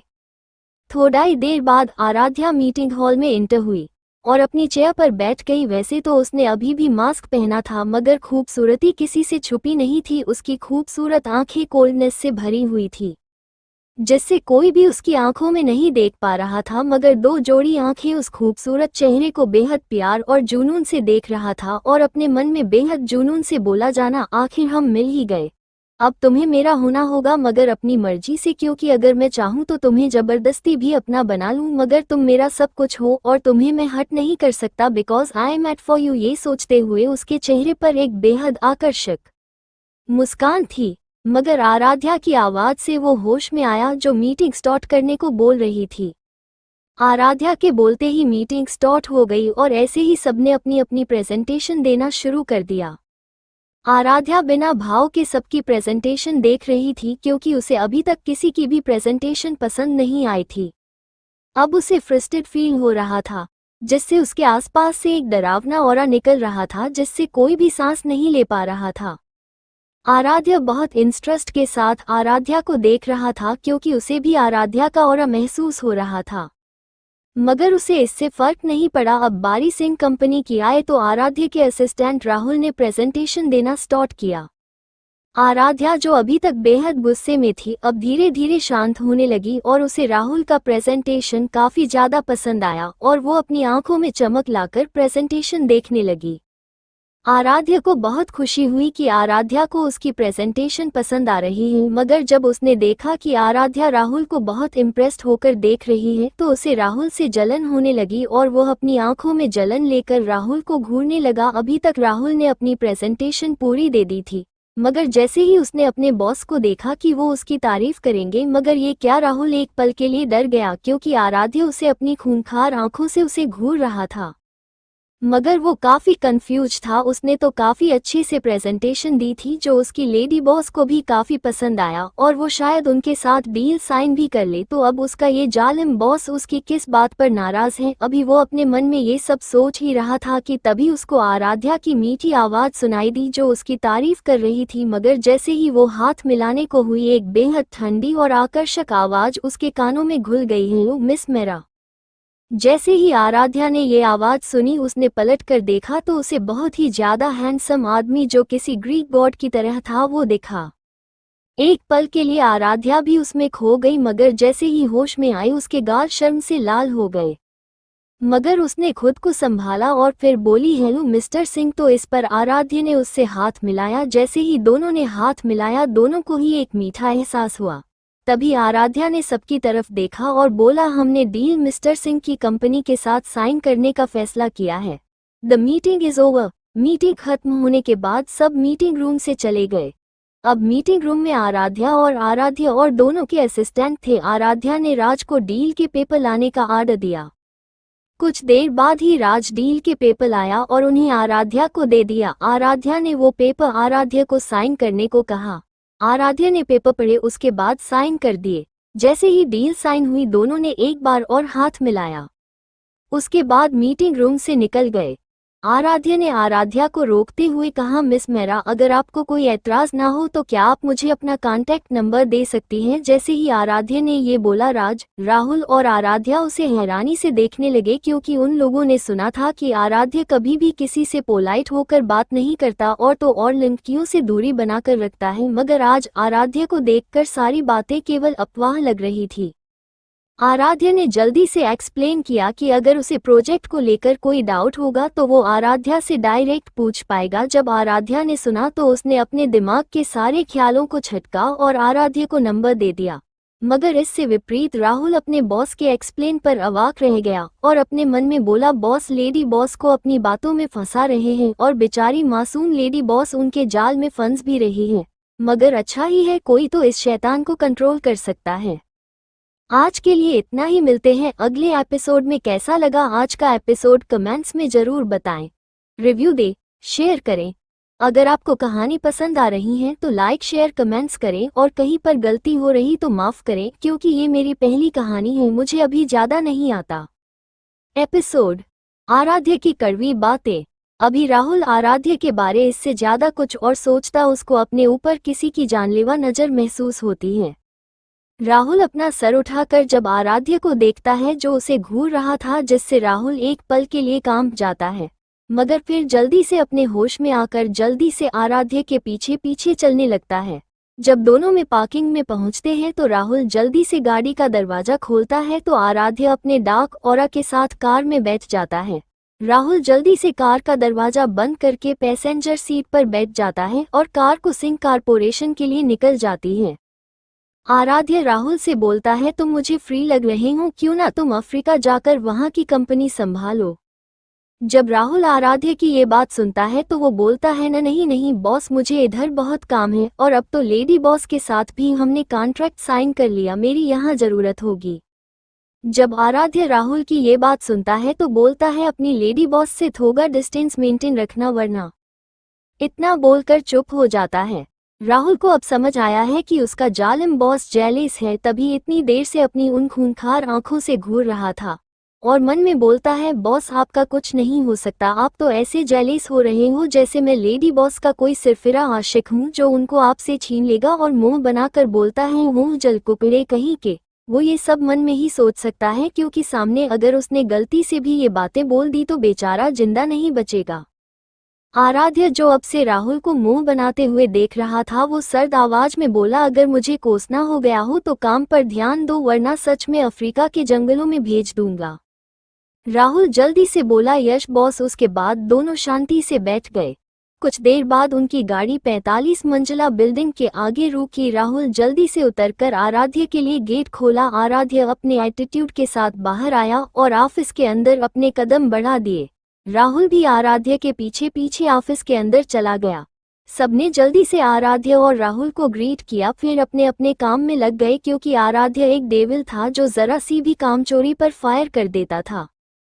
वहीं दूसरी तरफ आराध्या आज जल्दी ही घर चले गई थी, क्योंकि सरिता जी ने आराध्या को घर बुलाया था, क्योंकि आराध्या काफी दिनों से अपने घर यानी मेरा मेंशन से दूर अपने मेंशन में रह रही थी। आराध्या की कार जैसे ही मेरा मेंशन में एंटर हुई, गार्ड ने जल्दी गेट खोला। आराध्या ने जल्दी से गाड़ी से बाहर आई और गार्ड को गाड़ी पार्क करने को बोलकर अंदर चली गई। सभी लिविंग में बैठकर चाय पी रहे थे। जैसे ही उनकी नजर आराध्या पर गई, सब लोग खुश हो गए।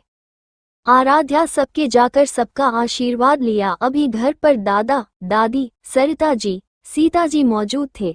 प्रेम जी अपने मिशन पर थे। आदित्य और शमशेर जी ऑफिस और अर्थव अपनी मेडिकल की पढ़ाई के लिए अमेरिका में रहता था और मल्लिका अपने दोस्तों के साथ थी। सरिता जी ने आराध्या को गले से लगाया और बोली, बच्चा आप इतने दिन से घर क्यों नहीं आई? आपको पता है मैंने आपको कितना मिस किया। तो आराध्या ने उनके गाल पर एक किस की और बोली, हाय स्वीटू, मैंने भी आपको बहुत मिस किया। अब मेरा काम पूरा हो गया है, अब मैं यही रहूंगी। आराध्या की बात सुनकर सबके फेस पर एक स्माइल आ गई। फिर आराध्या ने अपने दादू दादी को भी गाल पर किस किया और बोली मैं फ्रेश होकर आती हूँ। और सरिता जी से बोली मम्मा मेरे लिए जल्दी से कुछ खाने को बना दीजिए, मुझे बहुत भूख लगी है। और ऊपर की ओर जाने लगी, मगर तभी उसके कानों पर सीता जी की आवाज आई जो उसको अपनी नमः आंखों से देख रही थी। सीता जी बोली आरू बच्चा, आप कब तक मुझसे ऐसे ही नाराज रहेंगी? हमें माफ कर दीजिए, हमें अपने किए पर बहुत पछतावा है। आप हमें बस एक मौका दीजिए, हम आपको एक अच्छी माँ बनकर दिखाएंगे। हमसे आपकी ये बेरुखी बर्दाश्त नहीं होती। अब अभी वो इससे आगे कुछ और बोलती, आराध्या ने बोला मिसेज मेरा आपसे किसने बोला हम आपसे नाराज हैं? जब आराध्या ने ये बोला सीता जी के फेस पर स्माइल आ गई, मगर जब उन्होंने आराध्या की आंखें की बात सुनी उनकी आंखें नम हो गई। आराध्या ने आगे बोला मैं आपसे नाराज नहीं हूँ मिसेज मेरा, क्योंकि नाराज उनसे हुआ जाता है जो हमारे अपने होते हैं, जिनसे हमारा कोई रिश्ता होता है। मगर जहाँ तक मुझे याद है आपसे ना तो मेरा कोई रिश्ता है और ना ही आप मेरी अपनी हैं। और हाँ, आप बहुत अच्छी माँ हैं, मगर सिर्फ अपनी बेटी के लिए यही बात मौका देने की। आराध्या मेरा माफ करने और मौका देने में बिलीव नहीं रखती। और हाँ, आप आइंदा से मुझे आरू ना बोले, क्योंकि ये हक सिर्फ मेरे अपनों का है। I hope you understand. वैसे समझ ही गई होंगी क्योंकि आप बहुत समझदार जो हैं। इतना बोलकर तेज कदमों से लिफ्ट में चढ़ गई और एक आंसू की बूंद उसके आंखों से बहकर गालों पर लुढ़क गई, मगर आराध्या ने उस आंसू को बहुत बेदर्दी से पोंछा और अपने चेहरे को नॉर्मल कर लिया। इधर लिविंग में सीता जी के कानों में अब भी आराध्या की बातें गूंज रही थी, जिससे उनकी आंखों में नमी उतर आई और नमी आंसू बनकर उनके गालों में लुढ़कने लगी। वहीं दादू दादी और सरिता जी को सीता जी के लिए बहुत बुरा लग रहा था, मगर वह चाहकर भी कुछ नहीं कर सकते थे, क्योंकि आराध्या बिल्कुल अपने पापा की तरह जिद्दी थी और उसको मनाना लगभग नामुमकिन था। सरिता जी सीता जी के पास गई और उन्हें संभालते हुए बोली बच्चा मान जाएगी एक दिन, तुम परेशान मत हो। सीता जी आंखों में आंसू लिए उनसे बोली सच में वो मान जाएगी ना? आज के लिए इतना ही, मिलते हैं अगले एपिसोड में। कैसा लगा आज का एपिसोड कमेंट्स में जरूर बताएं, रिव्यू दे, शेयर करें। अगर आपको कहानी पसंद आ रही है तो लाइक शेयर कमेंट्स करें और कहीं पर गलती हो रही तो माफ करें, क्योंकि ये मेरी पहली कहानी है, मुझे अभी ज्यादा नहीं आता। एपिसोड मल्लिका की हुई बेइज्जती। रात के समय सब डिनर टेबल पर बैठकर डिनर कर रहे थे और सीता जी आराध्या को प्यार से देख रही थी, मगर आराध्या ने उन्हें एक नज़र भी देखने की जहमत नहीं उठाई और अपना ध्यान खाने में लगाया। और सरिता जी से बोली मॉम आपके हाथों में तो जादू है, क्या खाना बनाया है आपने? और अपने बड़े पापा से बोली पॉप्स आजकल आप मुझे भूल गए हैं, मैं आपसे बात नहीं करूंगी। इतना बोलकर मुंह फुलाकर बैठ गई और तिरछी नजरों से उन्हें देखने लगी। आराध्या बहुत क्यूट लग रही थी। शमशेर जी जल्दी से बोले मगर प्रिंसेस मैं आपको कब भूला, आप तो मेरा प्यारा बच्चा हो, मैं आपको थोड़ी ना भूल सकता हूँ। इस बात पर आराध्या बोली मगर आप आजकल मेरे लिए चॉकलेट भी नहीं लाते। जब उसने ये बोला तो शमशेर जी बोले प्रिंसेस मैं तो लाता हूँ आपके लिए चॉकलेट, मगर आप इतने दिन से घर ही नहीं आ रहे थे। आराध्या बोली सच्ची? तो शमशेर जी बोले मुझी मेरा बच्चा, एक मिनट। इतना बोलकर किचन में चले गए और वहां से एक बहुत बड़ा चॉकलेट का डब्बा ले आए। तो आराध्या चॉकलेट देखकर खुश हो गई और उनके गले से लग गई। मल्लिका जो कब से जल रही थी वो अपनी जलन और नहीं छुपा पाई और थोड़ा तेज आवाज में बोली आरू तुम अब बड़ी हो गई हो, इस तरह का बिहेव क्यों कर रही हो? अभी तो घर वाले ही हैं, बाहर वालों के सामने भी तुमने ऐसा किया तो हमारी फैमिली की कितनी बेइज्जती होगी। लोग बोलेंगे मेरा फैमिली की बेटी को मैनर्स नहीं है, कैसे बिहेव करना चाहिए। और सभी की तरफ मासूमियत से देखने लगी। उसने ये बात इतने प्यार से बोली थी कि कोई भी धोखा खा जाए। घर वालों को मल्लिका की ये बात पसंद नहीं आई और वो लोग कुछ बोलते उससे पहले ही आराध्या बोली मिस मल्लिका सबसे पहले तो मैं कैसे भी बिहेव करती हूँ उससे तुम्हारा कोई लेना देना नहीं है, और रही बात बेइज्जती की तो मेरी फैमिली सब संभाल लेंगी, उसकी चिंता तुम मत करो। और हाँ, रही मैनर्स की बात तो तुम जैसी घटिया और झूठी लड़की से मुझे मैनर्स सीखने की तो बिल्कुल जरूरत नहीं है। और हाँ, तुम आइंदा से मेरे मामलों से दूर रहना, वरना तुम्हें तुम्हारी असली औकात दिखाने में मुझे जरा भी टाइम नहीं लगेगा। उसकी बातों को सुनकर मल्लिका को अपनी इंसल्ट फील हुआ और उसने अपने हाथों की मुट्ठी कस ली और आंखों में मगरमच्छ वाले आंसू लाकर सीता जी को देखने लगी जैसे उसके साथ बहुत बड़ा अन्याय हुआ हो। मगर सीता जी कुछ नहीं बोली क्योंकि सीता जी को भी मल्लिका की बात पसंद नहीं आई थी और आराध्या उनसे पहले से ही नाराज थी। अगर वो कुछ बोलती तो शायद बात और बिगड़ जाती। जब मल्लिका ने देखा कि सीता जी कुछ नहीं बोल रही तो वो वहां से रोते हुए अपने कमरे में चले गई और अपना दरवाजा बंद करके सारा सामान तोड़ने लगी। उसका कमरा साउंड प्रूफ था, इसलिए किसी को भी उसकी इस हरकत का पता नहीं चला। मल्लिका सारा सामान तोड़ने के बाद बोली, आराध्या ये तुमने अच्छा नहीं किया, तुम्हें इसकी सजा मैं देकर रहूंगी, तुम्हें फिर से सबकी नजरों में गिरा दूंगी। फिर जोर जोर से हंसने लगी। उसकी हंसी बहुत अजीब थी, जैसे उसके दिमाग में कुछ बड़ा चल रहा हो। फिर एक सर्वेंट को बुलाकर अपना कमरा साफ करने को बोलकर बाथरूम में फ्रेश होने चले गई। जब वो बाहर आई तो तब तक रूम साफ कर दिया था, तो वो जाकर अपने बैग पर सो गई। इधर डाइनिंग में संब ने अपना डिनर खत्म किया और अपने अपने कमरे में सोने चले गए। आराध्या रूम में पहुंची तो वो जल्दी से फ्रेश होकर आई और लेट गई और अपने मन में बोली, मल्लिका तुम्हें क्या लगता है तुम पहले की ही तरह वही सब करोगी और मैं तुम्हें ऐसे ही छोड़ दूंगी?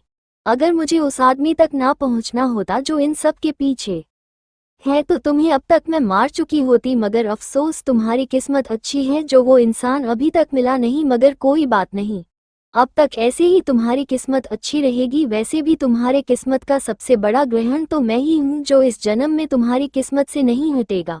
फिर एक डेविल स्माइल कर सो गई। अभी वो सो ही रही थी कि उसका फोन बजने लगा, मगर आराध्या ने इग्नोर कर दिया। मगर जब 2-3 बार और बजा तो उसने इरिटेट होकर फोन उठा लिया और गुस्से से बोली, कौन है और क्या काम है? अगर कोई काम नहीं हुआ तो तुम मरने के लिए तैयार रहना। अभी उसने आंखें बंद करके इतना ही बोला था, दूसरी तरफ से बेहद आकर्षक और मदहोश करने वाली आवाज उसके कानों में गूंजी, मिस मेरा, आप हमारी जान लेना चाहती हैं? जैसे ही आराध्या के कानों में ये आवाज आई उसके शरीर में सिहरन सी दौड़ गई और उसने झटके से आंखें खोली और हकलाते हुए बोली, मी mister Singh, I am sorry, actually मैंने गलती से बात बोल दी। मगर उधर से आराध्या ने बोला, कोई बात नहीं मिस मेरा, वैसे अगर आप मुझे मारना भी चाहें तो कोई दिक्कत नहीं है, मैं मरने को तैयार हूँ। आराध्या चौंक कर बोली, जी? तो आराध्या बोला, हाँ तो बताइए कैसे मारना चाहेंगी आप मुझे, चाकू से, गन से या फिर किसी और चीज से? जब आराध्या ने ये सुना तो वो जल्दी से बोली, आप मुझे गलत समझ रहे हैं मिस्टर सिंह, मेरा ऐसा कोई इरादा नहीं है। इस पर आराध्या मुस्कान के साथ बोला, तो क्या इरादा है आपका? उसके ऐसा बोलने पर आराध्या चुप हो गई। तो आराध्या बात बदलते हुए बोला, खाना खाया आपने? तो आराध्या बोली, हाँ। और आपने? तो इस पर आराध्या बोला, नहीं। तो आराध्या चिंता करते हुए बोली, क्यों नहीं खाया जाए, पहले खाना खाइए, काफी टाइम हो गया है। तो आराध्या बोला, क्यों, आपको मेरी चिंता हो रही है क्या? तो आराध्या फ्लो में बोलती है, हाँ। जब आराध्या ये सुनता है तो बोलता है, क्यों? अब आराध्या को होश आता है कि उसने क्या बोल दिया तो वो जल्दी से बोलती है, मिस्टर सिंह मुझे बहुत नींद आ रही है, बाय। और बिना उसकी बात सुने फोन कट कर देती है। आज के लिए इतना ही, मिलते हैं अगले एपिसोड में। कैसा लगा आज का एपिसोड कमेंट्स में जरूर बताएं, रिव्यू दे, शेयर करें। अगर आपको कहानी पसंद आ रही है तो लाइक शेयर कमेंट्स करें और कहीं पर गलती हो रही तो माफ करें, क्योंकि ये मेरी पहली कहानी है, मुझे अभी ज्यादा नहीं आता। एपिसोड इजहारे मोहब्बत।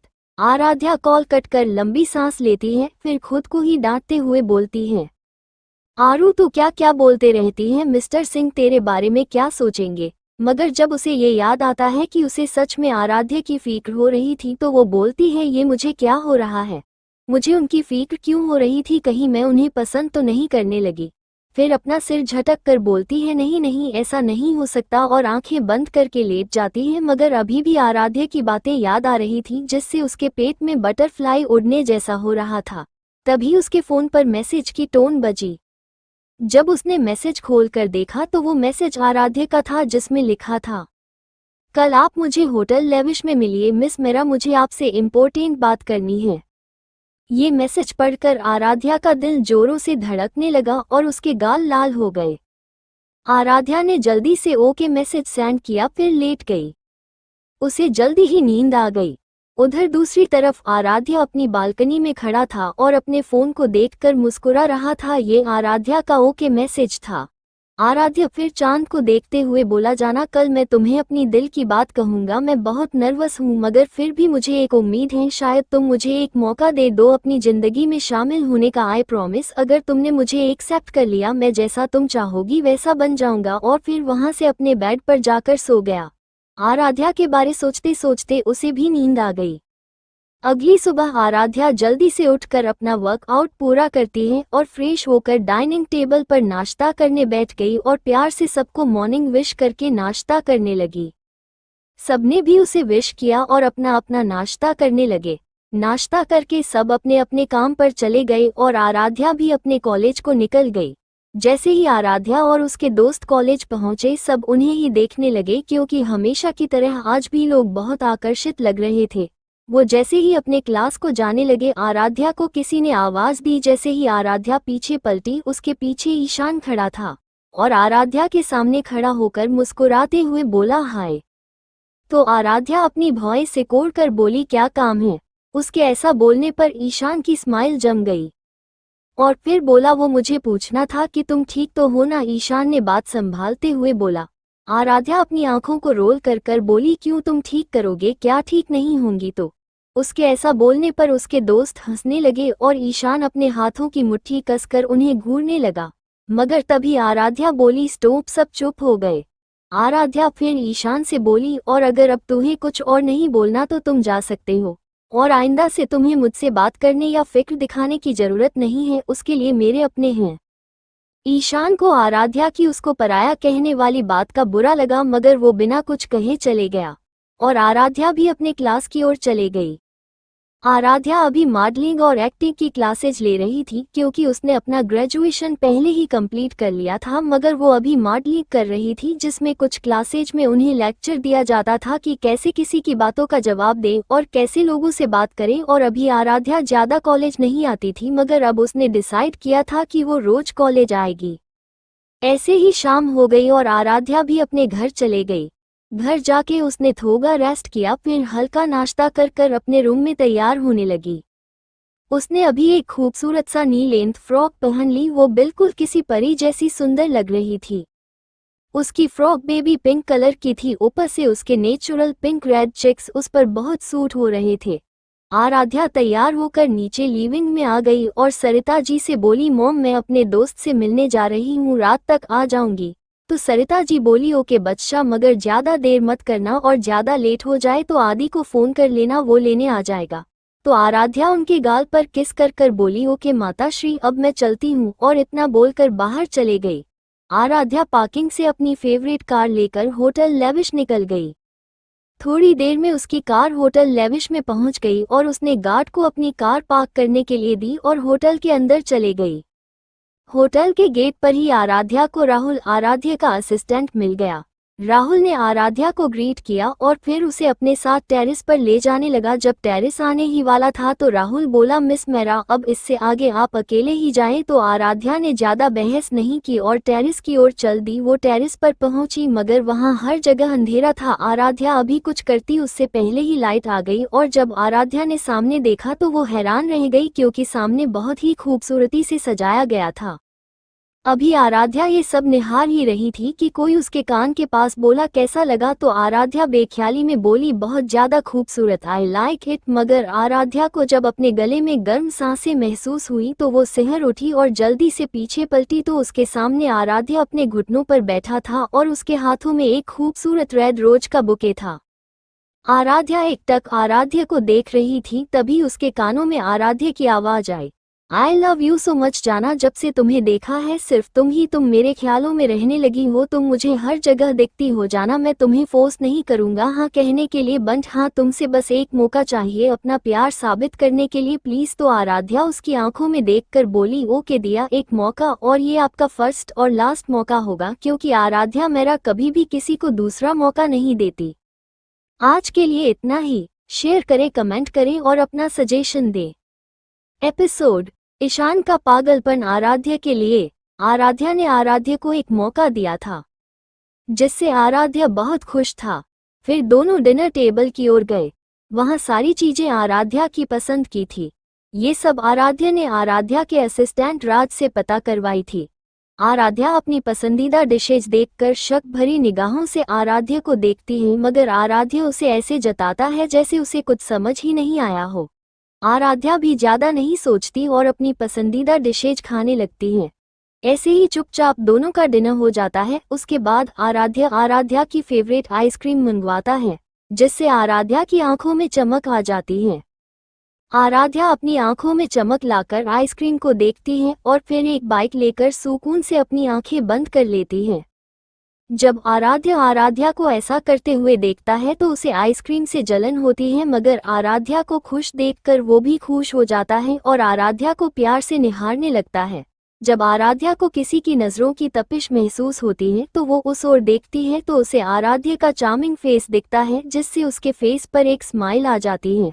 आराध्या जब आराध्या को ऐसे स्माइल करता देखता है तो उससे रहा नहीं जाता और वो उसके माथे को शिद्दत से चूम लेता है, जिससे आराध्या की आंखें अपने आप बंद हो जाती हैं। आराध्या को अब थोड़ी शर्म भी आ रही थी, इसलिए वो आराध्या को बिना देखे बोलती है, अब हमें चलना चाहिए, और आगे को चलने लगती है। आराध्या ने आराध्या के लाल गाल देख लिए थे। उसे आराध्या पर बहुत प्यार आ रहा था, मगर उसने खुद को कंट्रोल कर लिया और आराध्या के पीछे पीछे चलने लगा। जब दोनों पार्किंग में पहुंचे तब आराध्या ने आराध्या के लिए अपने कार का डोर खोला, जिससे सारे बॉडीगार्ड और ड्राइवर हैरान रह गए, क्योंकि जो आराध्या आज तक अपने लिए भी कार का डोर ना खोलता हूँ, वो आज किसी और के लिए कार का डोर खोल रहा था। आराध्या ने एक नज़र आराध्या को देखा और फिर कार में बैठ गई। आराध्या भी दूसरी तरफ बैठ गया। उसका डोर उसके बॉडीगार्ड ने खोला, क्योंकि आराध्या के असिस्टेंट को किसी इमरजेंसी की वजह से वापस ऑफिस लौटना पड़ा। जैसे ही आराध्या कार में बैठा, ड्राइवर ने गाड़ी आगे भगा दी। उसको पहले से ही आराध्या का एड्रेस बता दिया गया था। कार में बहुत शांति थी। आराध्या कार से बाहर देख रही थी और आराध्या अपना लैपटॉप लेकर बैठा था, मगर वो थोड़ी थोड़ी देर में आराध्या को भी देख रहा था। थोड़ी देर बाद आराध्या का घर आ गया, जिससे आराध्या का ध्यान बाहर से हटकर अपने मेंशन में चला गया। आराध्या ने एक नज़र आराध्या को देखा और कार से उतरने लगी, मगर तभी आराध्या ने आराध्या का एक हाथ पकड़कर उसे अपने पास खींचा, जिससे आराध्या उसके सीने से जा लगी। आराध्या को आराध्या की बाहों में बहुत सुकून मिल रहा था, जिससे उसने उससे दूर जाने की कोशिश नहीं की। कुछ देर बाद आराध्या ने आराध्या को छोड़ा और उसके माथे पर किस किया और उससे बोला, जाना अच्छे से नींद लेना, अब ऑफिस का काम मत करना। आराध्या की बातों में आराध्या के लिए फिक्र थी, जिससे आराध्या को अपने दिल में गर्माहट फील हुई। उसने अपना सिर हिलाया और आराध्या को अच्छे से जाना बोलकर अपने मेंशन के अंदर को कदम भगा दिए। आराध्या तब तक आराध्या को देखता रहा जब तक वो उसकी आंखों से ओझल नहीं हो गई, फिर वो भी अपने मेंशन की तरफ चल दिया। आराध्या जब अपने रूम में पहुंची तब तक 10 बज गया था, तो वो जल्दी से फ्रेश होकर आई और अपना नाइट सूट पहनकर बेड पर लेट गई। पर अचानक उसे आराध्या के साथ बिताए गए पर याद आने लगे, जिससे उसके पेट पर बटरफ्लाई उड़ने लगी और वो ब्लश करने लगी, मगर फिर कुछ सोचकर उसका फेस एक्सप्रेशन लेस हो गया और वो खुद से बोली, आरू तू इतनी जल्दी कैसे किसी पर ट्रस्ट कर सकती है? अभी भी तुझे उन्हें समझना होगा कि वो ट्रस्ट करने लायक हैं कि नहीं। तो खुद को थोड़ा और टाइम दे। अगर सच में वो तुझसे प्यार करते होंगे तो तू कभी भी उन्हें नहीं छोड़ेगी और उनको उनसे भी ज्यादा प्यार देंगी, मगर ऐसा ना हुआ तो मेरे साथ खेल खेलना भारी पड़ेगा आपको मिस्टर आराध्य सिंह, क्योंकि मुझे झूठ और धोखे से सख्त नफरत है। फिर ऐसे ही सो गई। उधर आराध्य के कमरे में आराध्य शर्टलेस होकर चांद को एक तक देख रहा था। वो बहुत ज्यादा हॉट लग रहा था। आराध्य चांद को देखकर बेहद जुनून से बोला, जाना आई नो तुम इतनी आसानी से मुझ पर भरोसा नहीं करोगी, मगर तुम नहीं जानती मैं तुमसे इतना प्यार करता हूँ कि जो शब्दों में बयां नहीं हो सकता, मगर हाँ मैं तुम्हारे लिए किसी की भी जान ले सकता हूँ और अपनी जान दे भी सकता हूँ। तुम बस एक बार मुझ पर भरोसा करो जाना, तुम्हें कभी हर्ट नहीं करूँगा। तुम मुझे अपना गुलाम भी बना दोगी तो बन जाऊंगा। जाना मुझे कोई अपने आगे नहीं झुका सकता, सिर्फ तुम्हारे और मेरी माँ के अलावा। जाना आई लव यू सो मच। इतना कहकर अपने फोन में लगी फोटो को चूम लिया। ये फोटो आराध्या की थी जो उसने आज चुपके से खींच ली थी। फिर वो भी सो गया। अगली सुबह आराध्या जल्दी से अपने कॉलेज को निकल गई, क्योंकि आज उनके कॉलेज में ऑडिशन होने वाले थे, जिससे वो ऑडिशन हॉल की तरफ जल्दी जल्दी जाने लगी। अभी वो जा ही रही थी कि वो किसी से टकरा गई और वो गिरने को हुई कि किसी ने उसे संभाल लिया। आराध्या को जैसे ही ये एहसास हुआ कि किसी ने उसे गिरने से बचा लिया है तो वो उसे बिना देखे थैंक यू बोली, मगर जैसे ही उसने सामने खड़े इंसान को देखा तो उसने मुंह बना लिया। वो मुंह बनाते हुए बहुत क्यूट लग रही थी। वो शख्स उसे एकटक देख रहा था, जिससे आराध्या गुस्से में बोली, क्यों घूर रहे हो। जब आराध्या ने ये बोला तो सामने खड़ा शख्स झेप गया और इधर उधर देखने लगा। आराध्या उससे चिढ़ते हुए बोली, आइंदा मेरे सामने मत आना, मुझे तुम्हें देखकर गुस्सा आने लगता है, और उसे घूरते हुए वहां से चले गई।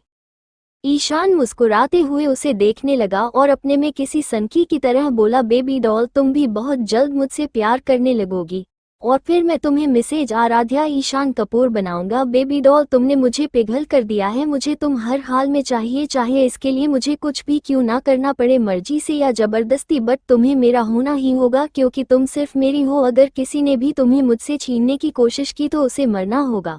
और किसी साइको की तरह अपनी गर्दन में हाथ फेरने लगा। आराध्या जल्दी से ऑडिशन हॉल में पहुंची। अभी तक वहां सारे लोग जमा हो चुके थे, जिसमें एक मल्लिका भी थी। आराध्या और मल्लिका दोनों ने मॉडलिंग और एक्टिंग में एडमिशन लिया था इस कॉलेज में। एक्ट्रा सब्जेक्ट में मल्लिका ने बस डांसिंग लिया था, मगर आराध्या ने एक्ट्रा सब्जेक्ट में सिंगिंग और डांसिंग लिया था। जैसे ही आराध्या की नज़र मल्लिका पर पड़ी तो उसके फेस पर डेविल स्माइल आ गई, मगर मल्लिका आराध्या को यहाँ देखकर नफरत और गुस्से से उसे घूरने लगी। मगर इससे आराध्या को कोई भी फर्क नहीं पड़ा और वो अपने दोस्तों के साथ खड़ी हो गई। उसके चारों दोस्तों ने सिर्फ आराध्या के साथ मॉडलिंग ली थी। अंशिका और लावण्या ने एक्ट्रा सब्जेक्ट में डांसिंग और डिजाइन ली थी और प्रिंस और हर्षित ने मॉडलिंग के साथ एक्ट्रा सब्जेक्ट में सिंगिंग और गेम्स लिया था। ये जो कॉलेज था ये देश का बेस्ट कॉलेज था क्योंकि यहाँ सभी फील्ड के कोर्सेज अवेलेबल थे। ऐसे ही ऑडिशन शुरू हो गए। मल्लिका ने भी बहुत अच्छी एक्टिंग की थी। वैसे भी एक्टिंग स्किल्स तो उसकी अच्छी होगी ही ना, क्योंकि बचपन से एक्टिंग ही तो करती आई है। मैडम अब आते हैं कहानी पर। ऐसे ही आराध्या की भी बारी आ गई।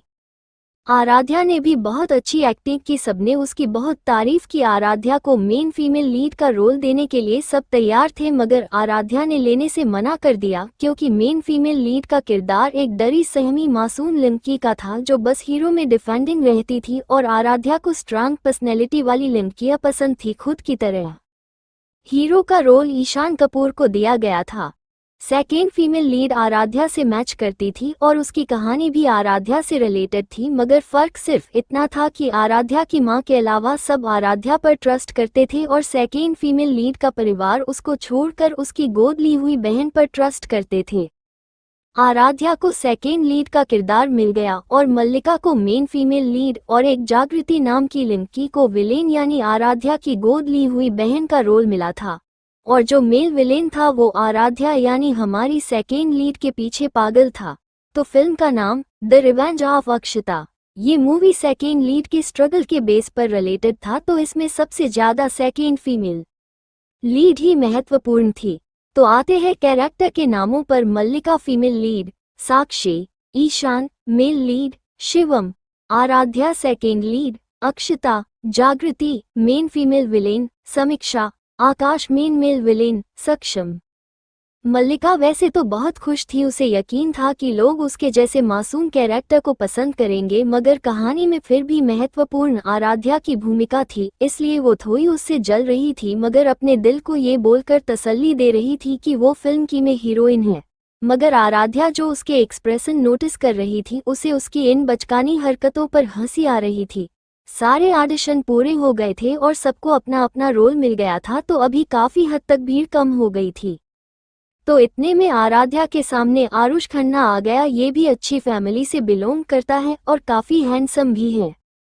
आराध्या के पास आकर बोलता है, हाय मिस आराध्या, आपकी एक्टिंग बहुत अच्छी थी, जब मूवी रिलीज होगी तो आप काफी फेमस हो जाएंगी।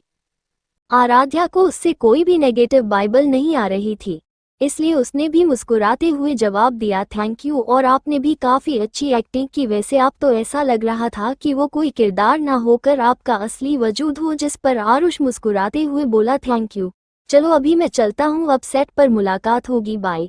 इतना कहकर वो वहां से चले गया और आराध्या भी ऑडिशन हॉल से अपने दोस्तों के साथ कैंटीन की ओर चल दी। वहीं ईशान बहुत देर से आराध्या और आरुष को अपनी जलती निगाहों से घूर रहा था और अपने मन में गुस्से से बोलता है, बेबी डॉल तुम ये ठीक नहीं कर रही हो, मुझसे तो तुम बात तक नहीं करती और इससे इतना हंस हंस कर बात कर रही थी, इसकी सजा तो मिलकर रहेगी, बंट तुम्हें नहीं इसे। और एक डेविल स्माइल करने लगा, फिर किसी को कॉल करके कुछ कहा और वहां से निकल गया।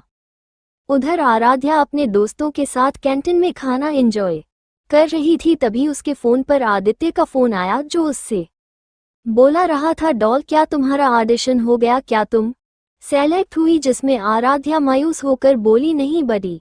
जब आदित्य ने ये सुना तो वो बोला, डॉल तुम सैड मत हो, अभी मैं उस डायरेक्टर की खबर लेता हूँ, उसकी हिम्मत कैसे हुई मेरी डॉल को सेलेक्ट ना करने की। अभी उसने इतना ही बोला था कि उधर से आराध्या की हंसने की आवाज आने लगी, जो आवाज बहुत प्यारी लग रही थी, जिससे आदित्य के फेस पर भी स्माइल आ गई। मगर जैसे ही उसे आराध्या की बात याद आए वो बोला, डॉल क्या हुआ, तुम क्यों हंस रही हो? जिस बात पर आराध्या अपनी हंसी कंट्रोल कर बोली, बडी यू आर सो क्यूट, मैं आपसे मजाक कर रही थी, मुझे सेकेंड लीड का रोल मिल गया। जो बात सुनकर आदित्य खुश हो गया, मगर फिर कुछ सोचकर बोला, फीमेल लीड कौन है? इस बात पर आराध्या थोड़ी देर खामोश हो गई, फिर बोली, मल्लिका है फीमेल लीड। जैसे ही आदित्य ने ये सुना उसने अपने दांत पीसते हुए बोला, मैं अभी डायरेक्टर को कॉल करके कहता हूँ कि वो रोल तुम्हें दे दे। जिस पर आराध्या जल्दी से बोली, नहीं बडी, मुझे सेकेंड लीड का ही रोल पसंद है और मल्लिका को रहने दो फीमेल लीड। उसको बहुत घमंड है ना खुद पर, फिल्म रिलीज होने के बाद उसका सारा घमंड उतर जाएगा और उसका मुरझाया और जलन वाला चेहरा मुझे देखने में बनगा मजा आएगा। और हाँ, अब घर पर सबको बोलना, आज हम सब डिनर बाहर ही करेंगे। इतना बोलकर उसने फोन कट कर दिया और वापस अपने दोस्तों के साथ एंजॉय करने लगी। आज के लिए इतना ही, मिलते हैं अगले एपिसोड में। कैसा लगा आज का एपिसोड कमेंट्स में जरूर बताएं, रिव्यू दे, शेयर करें। अगर आपको कहानी पसंद आ रही है तो लाइक शेयर कमेंट्स करें और कहीं पर गलती हो रही तो माफ करें, क्योंकि ये मेरी पहली कहानी है, मुझे अभी ज्यादा नहीं आता। एपिसोड फैमिली डिनर और मल्लिका की जालन, सब कैंटीन में एंजॉय कर रहे थे। ऐसे ही शाम हो गई, आराध्या और उसके दोस्त सब अपने अपने घर चले गए। जब आराध्या घर पहुंची तो सब लिविंग में बैठकर बातें कर रहे थे। जब सरिता जी की नजर आराध्या पर गई तो वो जल्दी से खड़ी हुई और आराध्या को गले लगा कर बोली, I am so proud of you बच्चा, तुम अब मूवी में काम करोगी।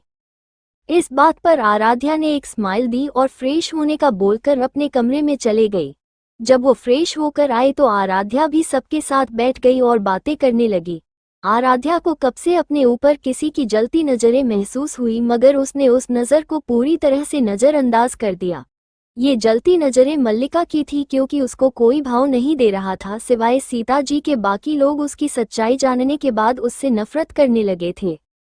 मल्लिका आराध्या से बोली, आराध्या क्या तुम कल मेरे साथ शॉपिंग पर चलोगी? हम दोनों बहनें बहुत मस्ती करेंगे। वो ऐसा जानबूझकर कर रही थी ताकि अपने दोस्तों से आराध्या की इंसल्ट करवाएं, और अगर आराध्या मना कर देगी तो सीता जी के नजरों में उसे एक जलने वाली लड़की या यूं कहें कि घमंडी और बदतमीज साबित कर सके। मगर आराध्या ने उसे बिना किसी भाव के देखा और बोला, मिस मल्लिका, मुझे पराये लोगों के साथ शॉपिंग या घूमने का शौक नहीं है, और सबसे इम्पोर्टेंट बात, तुम मेरी बहन नहीं हो और ना ही मिसेज मेरा के अलावा कोई इंसान तुम्हारा अपना है। तुम यहाँ सिर्फ इसलिए हो क्योंकि तुम्हें मिसेज मेरा और मेरे डैड ने गोद लिया था, तो तुम बस मेरे डैड पर एक जिम्मेदारी हो, बाकी तुम्हारा मेरा खानदान से कोई लेना देना नहीं है, और ये बात तुम अपने दिमाग में बैठा लो। मल्लिका को काफी इंसल्टिंग फील हुआ और उसके हाथों की मुट्ठी कस गई और उसके आंखों में नमी आ गई और वो नमी आंसू के रूप में बह निकली।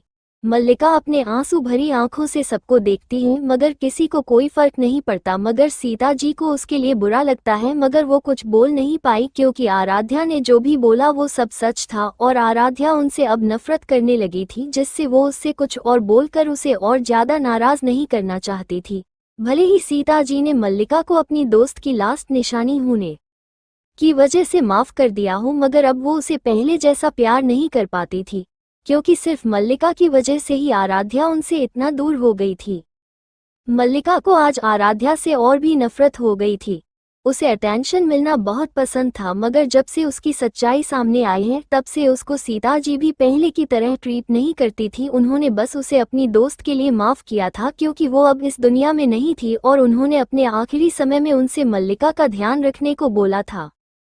आराध्या मल्लिका की इंसल्ट करने के बाद सबसे तैयार होने का बोलकर अपने कमरे में तैयार होने चली गई।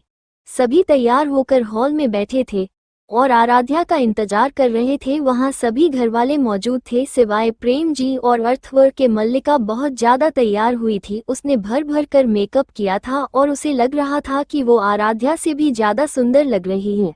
अभी वो अपने ख्याली पुलाव बनाने में बिजी थी कि सभी को हील्स की आवाज आए। सबने आवाज की दिशा में देखा तो सबकी नजर उसी दिशा में ठहर गई। आराध्या जब नीचे आई और सबको खुद को यूं घूरता पाकर उसने अपनी एक आईब्रो ऊपर की और बोली, आप मुझे ऐसे क्यों घूर रहे हैं?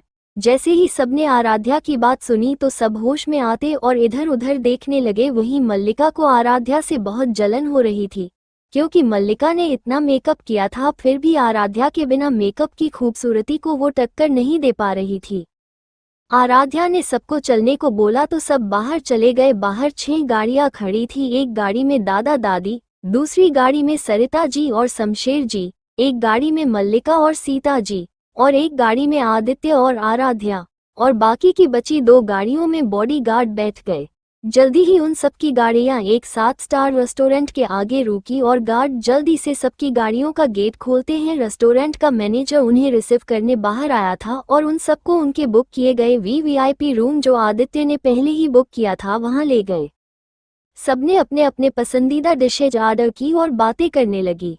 थोड़ी देर में उनका खाना आ गया। मल्लिका जो पहले से आराध्या से चिढ़ी हुई थी वो आराध्या को हट करने के लिए सीता जी से बोली, मॉम आप मुझे अपने हाथों से खिलाओ ना, मुझे बहुत मन है। ऐसा बोलकर आराध्या को तिरछी निगाहों से देखने लगी, मगर उसे ये देखकर और भी गुस्सा आया कि आराध्या तो उसकी किसी बात पर ध्यान ही नहीं दे रही बल्कि आदित्य के साथ और सरिता जी के मस्ती करते हुए अपना खाना एंजॉय कर रही थी। बाकी सब लोगों को मल्लिका की चाल समझ आ रही थी कि वो क्या करने की कोशिश कर रही है और सब उसे नफरत से देखने लगे। मगर तभी सीता जी ने मल्लिका के इरादों पर पानी फेरते हुए कहा, मल्लिका ये घर नहीं है और तुम बच्ची नहीं हो और ना ही तुम्हारे हाथ में कोई चोट लगी है। तुम अब बड़ी हो गई हो तो बड़ों की तरह बिहेव करो और खुद से खाओ। वही मल्लिका अपने जगह पर जम गई। उसे सीता जी से ऐसे बात की उम्मीद नहीं थी। भले ही मल्लिका बहुत लालची थी मगर वो सीता जी से सच में प्यार करती थी। उसके आंखों से आंसू बहने लगे और उसने अपना सर झुका लिया और अपने मन में बोली, मॉम आप मेरे साथ ऐसा नहीं कर सकती, मैं तो आपकी इकलौती प्रिंसेस हूँ ना, आप मुझे ऐसा नहीं बोल सकती। और अपना सिर उठाकर सीता जी को देखकर बोली, सॉरी मॉम, मैं आगे से ध्यान रखूंगी। तो सीता जी ने अपना सिर हिला दिया। आज के लिए इतना ही, मिलते हैं अगले एपिसोड में। कैसा लगा आज का एपिसोड कमेंट्स में जरूर बताएं। रिव्यू दे, शेयर करें। अगर आपको कहानी पसंद आ रही है तो लाइक शेयर कमेंट्स करें और कहीं पर गलती हो रही तो माफ करें क्योंकि ये मेरी पहली कहानी है, मुझे अभी ज्यादा नहीं आता। एपिसोड आराध्य की पॉसिबलनेस। डिनर करने के बाद सब लोग पार्किंग में आ गए और अपनी अपनी कारों में बैठकर घर के लिए निकल पड़े। घर पहुंचकर सब अपने अपने कमरे में चले गए।